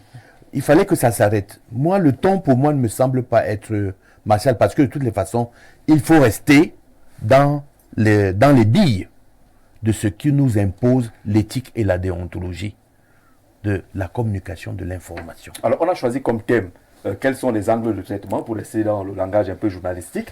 Si le mal est que les propos haineux, violents, attitudes violentes de plus en plus visibles sur les plateaux, quelles pourraient être les approches de traitement pour Déjà, j'ai observé quelque chose de positif. Vous voyez, dans le communiqué, on dit que on n'est pas, je crois qu'il y a quelque chose comme ça qui est dit dans le sens dans votre ligne éditoriale. C'est très bien. Oui. Donc, je ne pense pas que ce qui est gênant ici, c'est les thèmes qui sont de plus en plus osés et qu'il n'y a pas de sujet tabou. Je pense que ce qui est condamnable ici, c'est l'attitude, c'est la posture de gens qui doivent éduquer. Monsieur Jean-Jacques Zé, vous savez, combien d'auditeurs jeunes avons-nous au Cameroun? Tout le monde regarde ça. Moi, l'histoire de Baïbek, tout le monde me la raconte. Et ce n'est pas une histoire qui est glorieuse. Je pense que... Parce que malheureusement, sur les réseaux sociaux, c'est ce qu'on... Pour la loi du tout ou rien, ce monsieur aurait dû être flagellé. Là, c'est la violence. Non, ça, c'est pas la violence. Là, Il y a aussi notre violence. Il y a aussi notre violence. Il y a aussi notre violence. Parce qu'attendez, il y a la riposte. Elle doit être proportionnelle à l'attaque. Quand il lui me donne des coups de pied en bas parce qu'il ne sait pas se tenir, ou alors qu'il m'arrose de crachats, je pose, je demande d'arrêter, il n'arrête pas. À un moment, si celui qui anime le débat n'est pas capable d'arrêter cette situation, vous savez comment ça se passe ailleurs? On le vide. On vide ce monsieur. Il n'a pas le droit de venir perturber un plateau. Nous ne sommes pas là pour faire... Jean-Michel Cancan. Non, écoutez, on le met à côté. On le fait partir, on arrête l'antenne, n'est-ce pas? On la coupe, on le fait sortir et on continue avec des gens qui sont civilisés. Vous avez vu le spectacle qui s'est déroulé ici, je ne sais pas si c'est dimanche. J'ai eu très mal pour l'altitude que ces professeurs, n'est-ce pas, laissent montrer de hauts professeurs. J'ai vu des doigts. J'ai eu peur même que ça aille plus loin. Il se touchait presque. Il aurait sûrement fallu qu'un index aille dans l'œil de l'autre pour qu'il s'appelle. Moi, je pense que c'est face à cela que le CNC a dû sévir. Et je pense que peut-être même qu'ils ont sévi un peu trop tard. Je pense que vous-même, vous avez une mission. Il faudrait sévir. Quand vous avez ce genre de plateau, regardez comment est-ce que nous poursuivons les discussions. Nous n'avons pas forcément les mêmes idées. Lorsqu'on arrive à ce niveau-là, eh bien, je pense qu'il faudrait être capable de sévir très rapidement. François Bocquet, quels sont les angles de traitement? Est-ce qu'on est déjà d'accord avec l'observation du Conseil national de la communication? Je sais que le Conseil et vous n'êtes pas fondamentalement des amis, mais prenons le fond. Si la forme vous savez, personnellement, il n'y a pas de problème avec des personnes qui sont au niveau du Conseil, mais sont des attitudes. Parce que le géostratège a parlé des altitudes, mais j'attendais qu'il parle des attitudes. Parce que lorsque les altitudes ne sont pas au diapason des attitudes, il y a un problème. Quand vous avez un juge qui est partial, vous comprenez tout de suite que ça va être difficile de continuer de croire à ces jugements. Le problème du CNC aujourd'hui, je vous l'ai dit, nous avons défendu, même dans les projets que nous avons fait avec le ministre, que le CNC soit beaucoup plus fort. Parce qu'aujourd'hui, nous pensons qu'il est faible pour pouvoir exécuter toutes ses missions. Mais lorsque nous voyons des attitudes qui arrivent, nous avons des droits de réserve. Est-ce que c'est ce CNC actuel qui peut porter ce changement? Si on voit ce que les gens, même au sein du CNC, font lorsqu'ils sont soit en train d'exécuter leurs fonctions, soit lorsqu'ils sont sur les plateaux, soit lorsqu'ils sont dans des commissions, soit lorsqu'ils sont en public. Parce que lorsque vous êtes responsable, vos attitudes vous suivent partout. Si le chef d'État arrive dans ce studio maintenant, vous allez voir que ça va changer. Donc, vos attitudes, vous devez y faire attention lorsque vous gérez une structure, par exemple, comme le CNC. Mais pour revenir donc à ce rôle, ils ont tiré la sonnette d'alarme. C'est bien, mais qui va les écouter? Parce qu'ils n'ont pas au niveau de la société l'assise qu'ils auraient pu avoir, le respect qu'ils auraient pu mériter. Parce que des gens ont confondu. Et c'est la question de les suivre, parce que c'est CNC et ce que vous reprocherez au CNC, ou alors ce que le CNC a observé et qui pourrait être l'observation de beaucoup. Oui, tout le monde l'a dit ici. On n'a pas attendu que le CNC fasse communiquer. On a dit d'accord. C'était bien que quelqu'un, quand même, peut-être que c'était une instruction, pour dire que nous avons vu quelque chose qui n'a pas honoré. Des profs à haute altitude qui descendent dans les basses altitudes. Donc, il y a quelque chose qui ne va pas dans l'éducation, dans le rôle même que le média a joué. Ceux qui ont vu cela, vous étiez en train de dire aujourd'hui que les TikTok ont repris, mais ce n'est pas pour valoriser les Camerounais. Je pense que lorsqu'on a vu des gens de ce niveau, leurs attitudes devraient permettre que lorsqu'on les reprend dans les amusements, que ce soit à titre informatif ou à titre éducatif. Mais si c'est pour rire et pour en rire de manière négative encore, je pense que nous sommes loin. Le CNC a aujourd'hui la chance de laisser une marque dans son travail quotidien. Et pour y arriver, il faut qu'ils commencent à corriger leurs méthodes. Je suis allé accompagner plusieurs fois des membres de notre corporation qui ont été accusés par des citoyens qui n'ont pas été d'accord avec un certain traitement dans la presse. Mais je vous dis, j'ai été déçu. Il y a eu d'autres attitudes qui font que, aujourd'hui, je ne pense pas que le CNC soit capable d'avoir une assise qui lui accorde le respect. Les réformes que nous disons aussi doivent commencer par là pour que, dans l'ensemble, tous les maillons puissent jouer chacun son rôle. Alors, Fadima Toupabé, est-ce que le constat du CNC mérite qu'on s'arrête dessus? Est-ce que vous sentez qu'il y a des raisons pour que cette sonnette d'alarme soit tirée? Je pense que ce constat est fait par tout un chacun de nous, du moins nous qui venons sur les plateaux et même les téléspectateurs. Il y a des dérives sur les plateaux, ça c'est vrai. Et nous avons constaté ça ces dernières années. Il y a des comportements anti-républicains, condamnables. Et ça, il faut le dire, il faut même le dire à haute voix. On vous amène à une frayeur, à une peur, parce que vous faites partir du parti, soi-disant parfois au pouvoir. Parce que tous les débats, tous les sujets reviennent au parti, au pouvoir. C'est ça d'abord l'agression. Ça, c'est d'abord ça l'agression. Oui. Il faut le noter. Ensuite, vous avez la flamme. Vous réagissez. Non, ensuite il faut aussi condamner.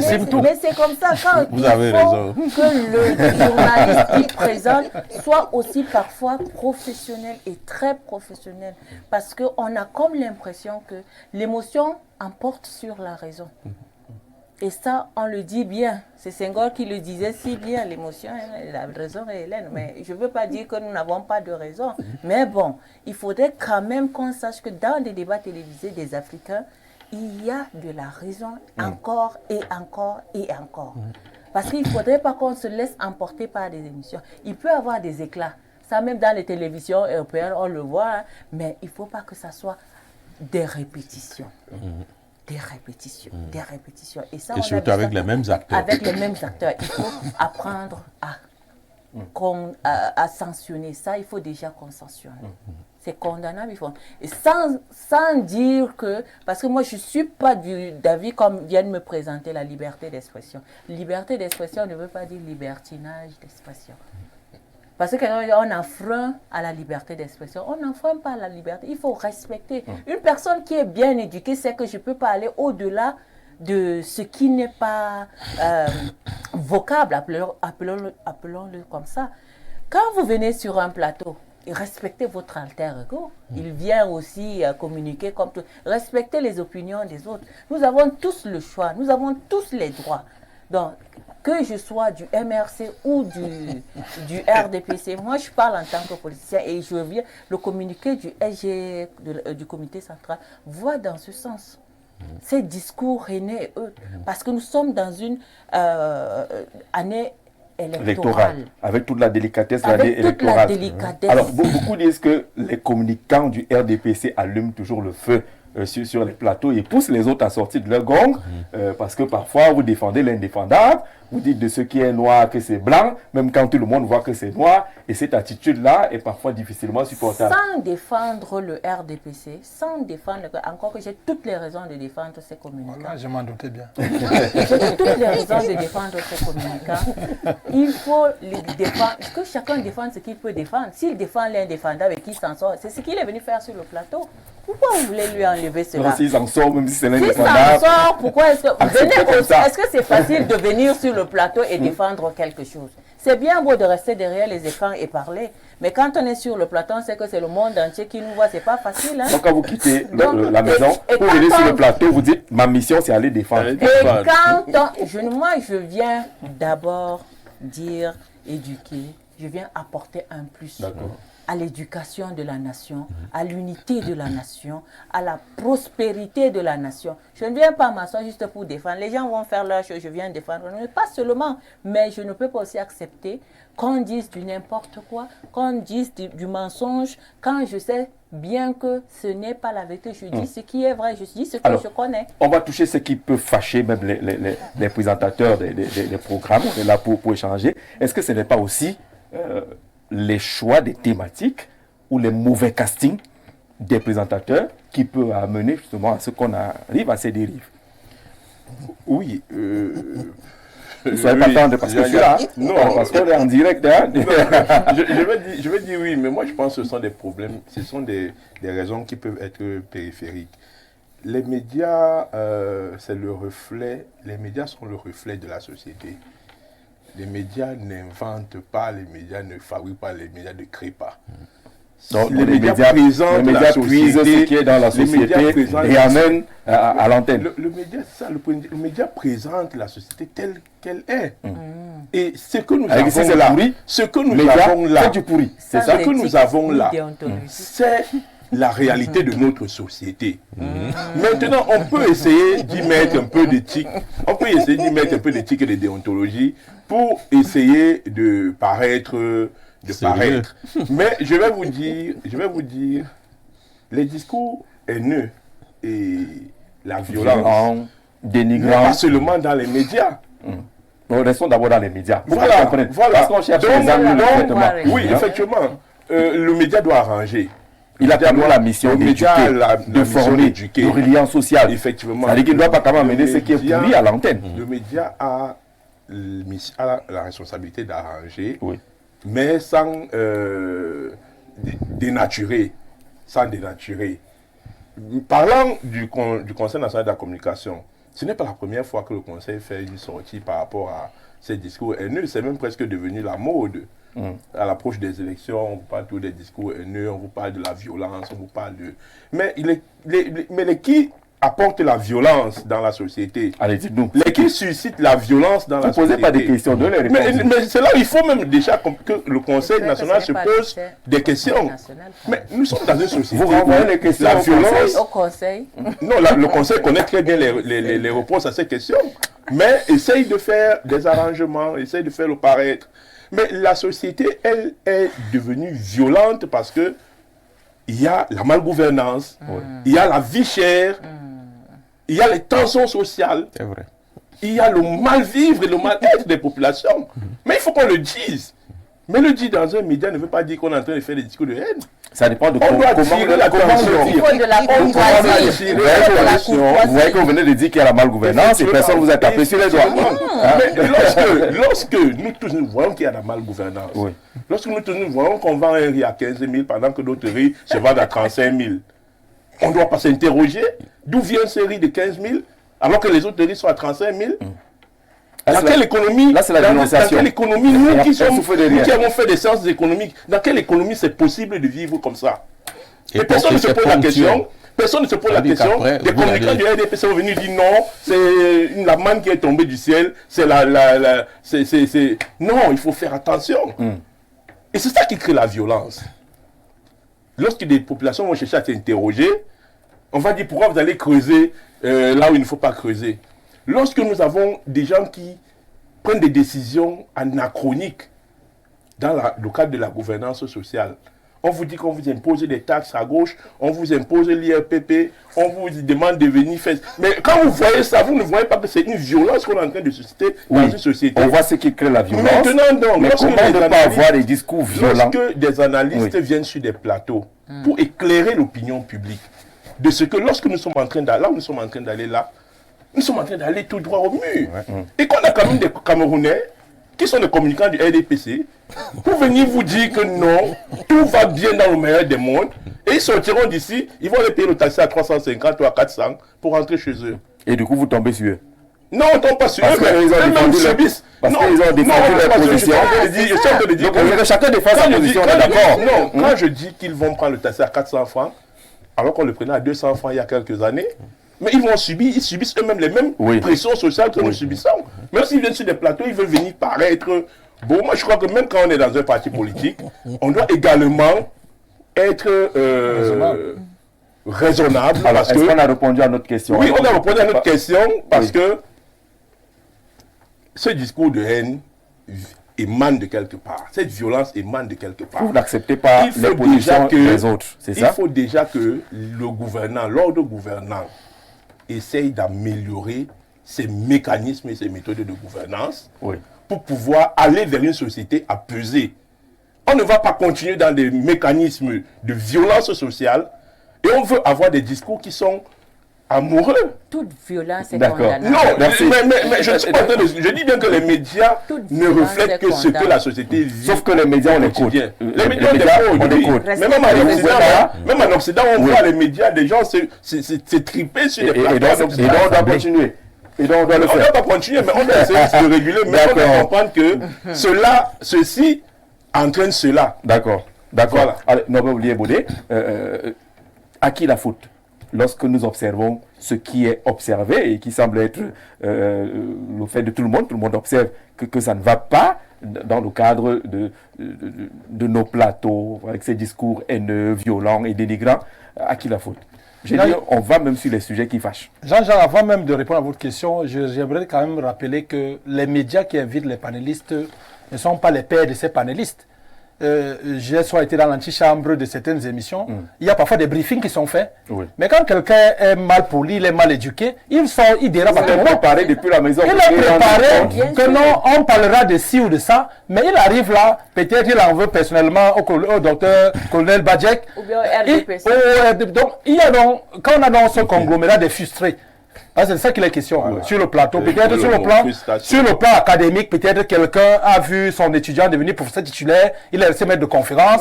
Peut-être dans la société, il loue encore un domicile alors que l'enfant qui allait au lycée hier roule carrosse, vit dans un duplex, et ainsi de suite. C'est donc ça là. Donc les plateaux télé aujourd'hui, même radio, sont devenus des exutoires. Les gens viennent se défouler. Parce que peut-être on est loin de nos missions. Bien sûr, loin de nos missions. Du coup, il ne faut pas que les gens utilisent... je ne sais pas si j'ai beaucoup de sympathie pour le champion Nganou, mais est-ce que les modérateurs vont devenir les Francis Nganou pour menacer à chaque fois de casser la gueule aux panélistes? Bientôt on va se former. C'est difficile de modérer un plateau où tout le monde s'emporte, parce que vous allez voir, vous aurez certains panélistes, vous lui posez la question sur le football, il y a toujours le petit Jaco qui a fait ceci. D'autres a fait ceci, tel a fait ceci. Donc chacun vient de vous rappeler. Vous connaissez la petite technique. Vous posez la question sur le prix de la banane. Norbert, avant de répondre à cette question, permettez-moi de dire d'abord que ça, c'est ce qu'il a préparé à la maison. Voilà. Et qui va amener quelqu'un qui vient sur le plateau, il dit qu'il est spécialiste en tout, il a une thèse de doctorat sur le football, il a été capitaine de Sissi. Dès que vous contestez cela, il vous couvre des jus. Mais il est professeur titulaire des universités. Quand nous étions petits, les professeurs d'université, c'était des lumières dans la société. Il était suspendu et chassé de l'université. Mais aujourd'hui, vous voyez, anecdote pour anecdote, quand on a diffusé l'affiche de cette émission, il y a une téléspectatrice qui nous a posé la question, où est passé le professeur Bayebek? Donc l'opinion fait le show. C'est une star. Oui, du coup, donc, quand vous faites un plateau et que vous l'invitez, on a le sentiment aujourd'hui. Donc, je veux bien que le CNC tire la sonnette d'alarme, mais j'ai le sentiment aujourd'hui que ça vient un peu sur le tas. Parce qu'on va donc dire, comme au Cameroun, on est dans un septennat, on laisse donc la session pourrir sur 6 ans. Et lors de l'élection, on revient donc faire, j'appelle ça faire le show. Donc c'est sur le tas. Non, c'est sûr, moi je pense que c'est sur le tas. La question de fond, quels sont les angles de traitement? Donc maintenant, les angles de traitement, c'est qu'il faudrait qu'il y ait l'équité sociale. Donc vraiment, le gâteau national, là, Norbert Baudet, vous appelez un universitaire pour venir discuter, je veux dire, du prix de la banane, et il vient verser ses frustrations à l'antenne. Est-ce que c'est de ça qu'il s'agit? Parce qu'on n'a pas réglé les problèmes d'équité sociale dans d'autres domaines, mais il est appelé pour un sujet précis. Je ne parle pas seulement des professeurs d'université. Nous jouons un rôle en tant que journaliste des médias sociaux. Je dis, ma voisine briseuse de poissons, il faudrait que quand elle arrive quand même au marché, qu'elle puisse avoir le nécessaire pour remplir son panier. Parce que cette violence va quitter même les plateaux, va aller même dans nos maisons. Aujourd'hui, vous ne faites même plus par votre enfant. C'est-à-dire que vous lui demandez, tel veut me donner un verre d'eau, il fait ce qu'il faut parce que déjà à l'école, on a levé le foin. Vous savez que hier, quand il y avait le foie à l'école, ça régulait un peu un certain nombre de choses. Aujourd'hui, vous tentez même de mettre la main sur votre enfant, on peut rester à justice. Donc il faudrait qu'on rentre aux fondamentaux pour qu'on donne l'éducation à la base pour éviter qu'on vive ce qu'on vit sur nos plantains à longueur de journée. Donc les problèmes d'ailleurs justifient le comportement critiquable qu'on peut avoir sur les plateaux. Bonsoir M. Zé, il y a tout un panel concernant les discours haineux et violents. Je pense que lorsque les professeurs d'un tel acabit se comportent de la sorte, cela n'aide pas le bas peuple. Malgré leurs désaccords, ces derniers doivent prêcher par l'exemple, surtout lorsqu'ils sont en télévision. L'intelligentsia, c'est aussi garder son calme. C'est Jean-Marie, depuis Kribi. Vous voyez que Jean-Marie, depuis Kribi, a observé que c'est compliqué. Le discours haineux et violent est la conséquence de la tentative par l'État et les dirigeants, en particulier, de bâillonner le peuple et de museler la presse. Oui. La démocratie est violée. La démocratie est violée d'abord par nos dirigeants et le peuple qui doit absolument faire valoir ses idées se comporte alors ainsi. Laissez parler les gens et le reste viendra dessus. Quoi, l'activateur? Est-ce qu'on laisse parler les gens sur une chaîne de télé qui a une thématique précise? Mais s'ils veulent faire, ils doivent faire les meetings. Le programme est encadré. Oui, comme ce monsieur interpelle les journalistes, je vais répondre. Parce qu'effectivement, des Camerounais, ceux que vous appelez les politistes et ceux qui gouvernent, ont sorti ces derniers temps une expression tirée de Max Weber, la violence légitime de l'État. Même quand l'État est dans le faux, doit-il utiliser une violence légitime? Est-ce que le contexte dans lequel le Max Weber parle de violence légitime de l'État est celui que les Camerounais aujourd'hui nous apportent? Non. Vous ne pouvez pas avoir un secteur que vous gouvernez mal et vous empêcher aux gens de dénoncer. Non, nous restons sur les plans. Nous restons sur les programmes télé. Nous restons sur les programmes télé. Je reste effectivement là. Vous pouvez dénoncer, ce n'est pas interdit de dénoncer. Oui, même sur les plateaux, ce n'est pas interdit de dénoncer. Cette violence que des gens ont transposée en mal interprétant quelqu'un, pour dire que, comme ils sont du pouvoir, ils vont imposer des choses. On a vu des affaires ici, on a parlé de haute instruction et autres, et puis c'est aller dans tous les sens. C'est la violence, c'est cette violence-là qui crée une autre violence que, même dans votre subconscient, même lorsque vous dormez, elle naît et elle monte. Parce que, dites-vous, nous sommes des êtres humains.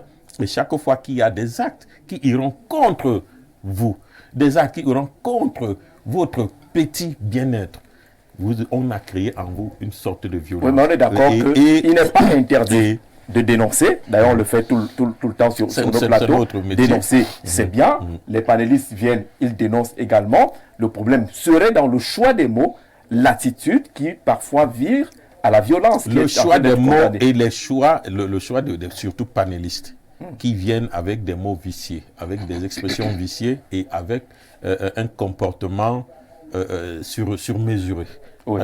Lorsqu'il arrive là, il se dit, comme je viens de tel, je suis tel, j'ai tel grade, quand j'arrive, c'est pour imposer mon point de vue. Mais on ne peut pas imposer ce que tout le monde voit. Vous ne pouvez pas dire ici, sur ce plateau, que nous sommes en train de parler sur une table verte, alors que tout le monde voit une autre couleur. Donc, il est difficile d'imposer aux Camerounais d'autres visions que celles qu'ils ont. Si vous voulez le faire, commencez à respecter déjà ce que vous-même vous êtes attaché. Donc, comme l'État, la Constitution, comme l'État, la charge de chacun dans son ministère, comme l'État, la charge de chacun dans son bureau, comme l'État, la charge de chacun dans sa voiture. Ce n'est que comme cela que nous allons construire une société où des citoyens, parce qu'aujourd'hui nous n'avons pas de citoyens, nous avons des gens qui se comportent chacun comme il veut, mais nous devons créer une société de citoyens. On est d'accord que la télé n'est pas un vomitorium. Nous pensons un vomitorium, chacun vient quand il veut, tout déverser. Bonsoir Jean-Jacques Zé, bonsoir à tes panélistes, un bonsoir particulier au colonel Badiek, à qui je tire un coup de chapeau pour son tempérament lors d'une émission dans une chaîne concurrente, pour ne pas la citer. Voilà, un des panélistes bien connu pour ses dérives envers d'autres panélistes, pour ne pas le citer. Il veut réciter. Alors qu'il a fait de panel. Un comportement comme il en a l'habitude. Dieu merci. Le colonel avait fait preuve de maturité et de grandeur sur ce plateau-là. Alors, c'est un faux débat. C'est une preuve de la vitalité des débats. C'est comme ça partout dans les parlements en Afrique et ailleurs, c'est plus grave. Souvenons-nous au Cameroun, comment Taïmono Ndamjoya, avec un député du RDPC, arrêtons de dramatiser ce qui ne le mérite pas. Alors, on ne dramatise pas ce qui ne le mérite pas. Non, on dramatise quand, n'est-ce pas, le fait revient de manière constante. On ne va pas dire qu'on va accepter ce genre de choses.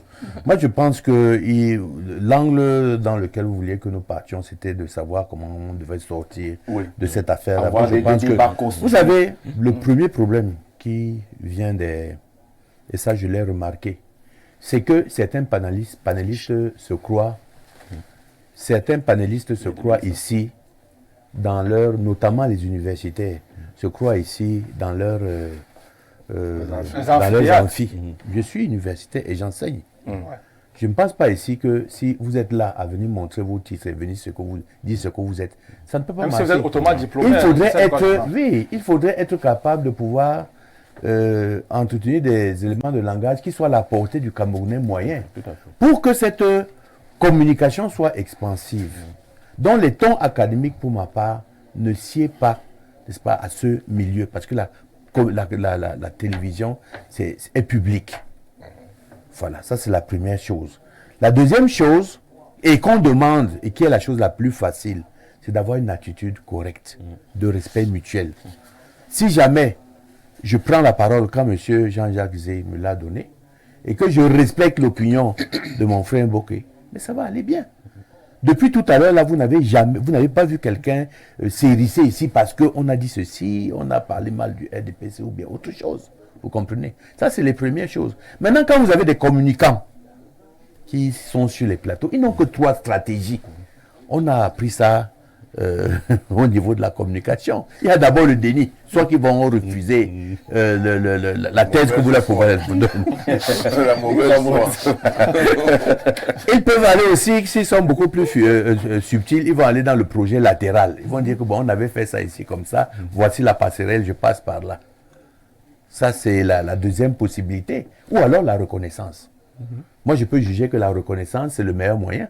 Et moi, j'ai vu la communication d'un ministre, je ne vais pas le citer ici, mais où, bien qu'il soit un ministre de haut pouvoir, il a reconnu certaines difficultés. Voilà, vous l'avez cité. Mais c'était une très belle communication. Je ne comprends pas pourquoi on quitte de la maison avec un sac d'injures pour venir déverser ici. C'est-à-dire que dès que vous arrivez, vous avez vu quelqu'un du RDPC, c'est fini. C'est des insultes. Voilà. Non, je ne comprends pas ça. Et c'est pour ça aussi que j'ai admiré la communication du SG, du RDPC, qui dit que nous avons appris à respecter et à vivre avec les autres partis politiques. Et c'est ce qu'il faudrait faire. Vous comprenez? Si jamais on reste dans ce canon-là, je peux vous dire que ceux qui vont en bénéficier, c'est ceux qui sont devant, n'est-ce pas, la surface réticulaire de la caméra, c'est-à-dire le téléspectateur qui est derrière, ou alors le lecteur qui va lire la presse. Et c'est dans cette attitude qu'il faudrait être.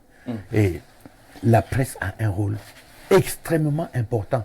Je dois vous dire que j'ai créé, je l'ai dit ici samedi dernier, une échelle chrysogène que j'ai baptisée échelle chrysogène de Badjek, qui va être bientôt labellisée. Je ne vais pas vous donner, mais il y a 160 marqueurs dans cette étude, vous comprenez? Et que ce que nous sommes en train de faire maintenant, dans les entrechocs des effets gigogne, c'est le plus sûr moyen de mettre notre société, notre Cameroun, au bord du chaos. La société est déjà extrêmement clivante. Je me suis amusé à regarder, ne serait-ce que le marqueur de la polarisation politique. J'ai regardé, je me suis dit qu'au niveau de l'index, parce qu'il y a 10 index au niveau de cette échelle-là, et 160 marqueurs, j'ai oublié de vous montrer, mais je ne vous donnerai jamais ça, parce que c'est un problème de gombo aussi. Non, c'est de la production intellectuelle, ça doit se vendre. Donc, vous regardez ça, vous vous rendez compte que il y a 4 semaines, au niveau du clivage religieux, je n'avais pas de clivage religieux. On était dans une société laïque. Dès qu'il y a eu le discours du chef de l'État, nous commençons déjà à avoir un clivage religieux. les catholiques s'apparentent à tel discours, les protestants s'apparentent à tel discours, et les fidèles ont dit ceci, ils le demandent à l'autre de démissionner, et l'imam de l'autre côté a dit que non, eux, lui, supportent le président Paul Biya. Et dans mon index 5, je dis justement, lorsqu'il y a la conjugaison de trois marqueurs, de clivage religieux, nous sommes arrivés à l'index 5. Et nous avançons comme ça, nous avançons en additionnant ces critères-là avec une formule mathématique et en utilisant une probabilité qu'on appelle la probabilité de Gauss. C'est-à-dire qu'en essayant d'impliquer plusieurs marqueurs en même temps pour réduire au maximum, n'est-ce pas, les erreurs, on se rend compte que notre pays, par nos efforts, au lieu d'aller vers le développement, notre pays est en train d'aller vers la perdition. Parce que quand vous voyez un éminent professeur qui, à la télé, commence à vociférer et que l'enfant dise à côté, papa, tu regardes quoi? Non, je regarde le professeur là qui est en train de parler. Il est professeur où? D'accord, on va sortir l'émission bientôt. On n'a pas vu le temps passer. Bonsoir JZ, dites à monsieur Bonjok qu'il est totalement hors sujet. Demandez-lui ce qu'on appelle la tolérance en démocratie. Il sait ce qu'on appelle le débat contradictoire. On oppose des arguments aux arguments. Aucune forme de violence n'est acceptable. Je ne suis pas du RDPC, on ne te défend pas écrit. Mais les militants de ce parti sont libres de défendre leur parti et leur position. Défendez aussi les autres. Pourquoi voulez-vous être les directeurs des consciences des gens? Alors bonsoir. Bien sûr. Il n'est pas du RDPC. Bon, le langage. C'est lui qui est aussi. Le bénéfice du doute. Bonsoir Jean-Jacques Zé.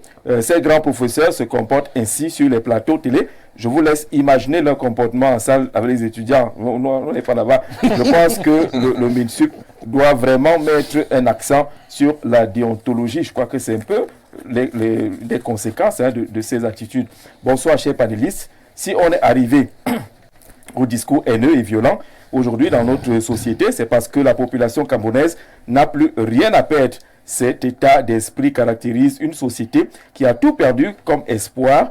Quoique la haine et la violence verbale ne soient pas permises, la société camerounaise rend responsable de son malheur. Belbara Kouakamla depuis Meganga. Ah là là, c'est intéressant. Meganga. Bonsoir, le grand soir. Ne regardons pas où nous sommes tombés, car tout cela provient de ce que les Camerounais vivent au quotidien. Dès aujourd'hui, la plupart des universitaires sont des chargés de mission sur des plateaux. Patrice Chris Guidiol, ils sont des chargés de mission, les universitaires, mais ils sont alors en mission. Ils font quoi? Ils viennent se défouler. Il faut que la société... Bonsoir, que le président procède à un remaniement et les arrestations pour les fossoyeurs de la République, Boukassa, de Moutourwa. Par exemple. Il faut assainir la société, sinon il va en finir avec cela très rapidement. On va encore prendre quelques 2 minutes. François Mboké est très pertinent sur le sujet et pour ajouter de l'eau à son moulin, disons que chacun soit à sa place et qu'on laisse chacun faire ce qu'il doit faire. Et le philosophe Platon de renchérir la justice est le fait pour chacun de rester dans les limites de sa fonction. Il est hors de question qu'un gouvernement aussi reprochable comme le nôtre se protège et se cache dans les bâillonnements du peuple et le musulman de la presse. Que nos dirigeants respectent la liberté d'expression, d'opinion et de religion et qu'ils se soumettent au débat contradictoire. Nous sommes d'accord pour le débat contradictoire. Peut-être que le problème c'est dans la bonne foi, dans la bonne attitude des communicants. La bonne foi. Toi tu vas venir à la confession ici. On n'est pas à l'église.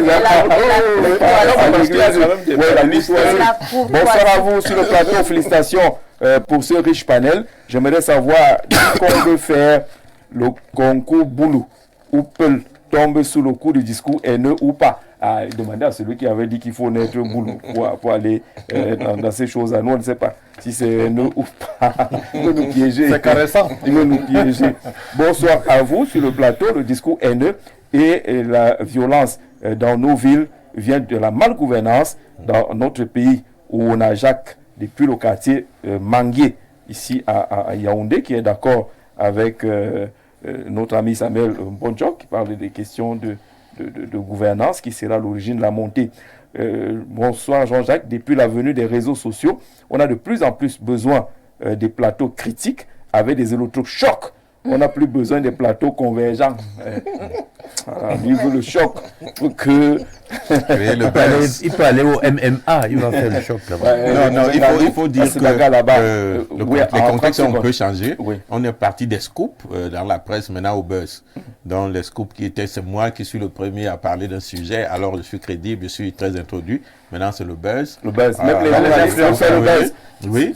Comment donner influenceur? Et donc les médias qui tombent dans ce pied du buzz finissent par perdre leur audience. Alors je finis avec un message qui fâche. Monsieur, on vous dit merci, madame, d'être venu. Bonsoir le panel, le RDPC, dans leurs académies, a passé le temps, je voulais vous faire, vous parliez par exemple, il faut a passé le temps à former les voleurs et les menteurs, et ils viennent sur les plateaux de télévision nous mentir en pleine journée, sans avoir la crainte de Dieu. Ah Seigneur, aide-nous vraiment. Hans dit plus côté, Hans, il n'y a pas de problème, hein?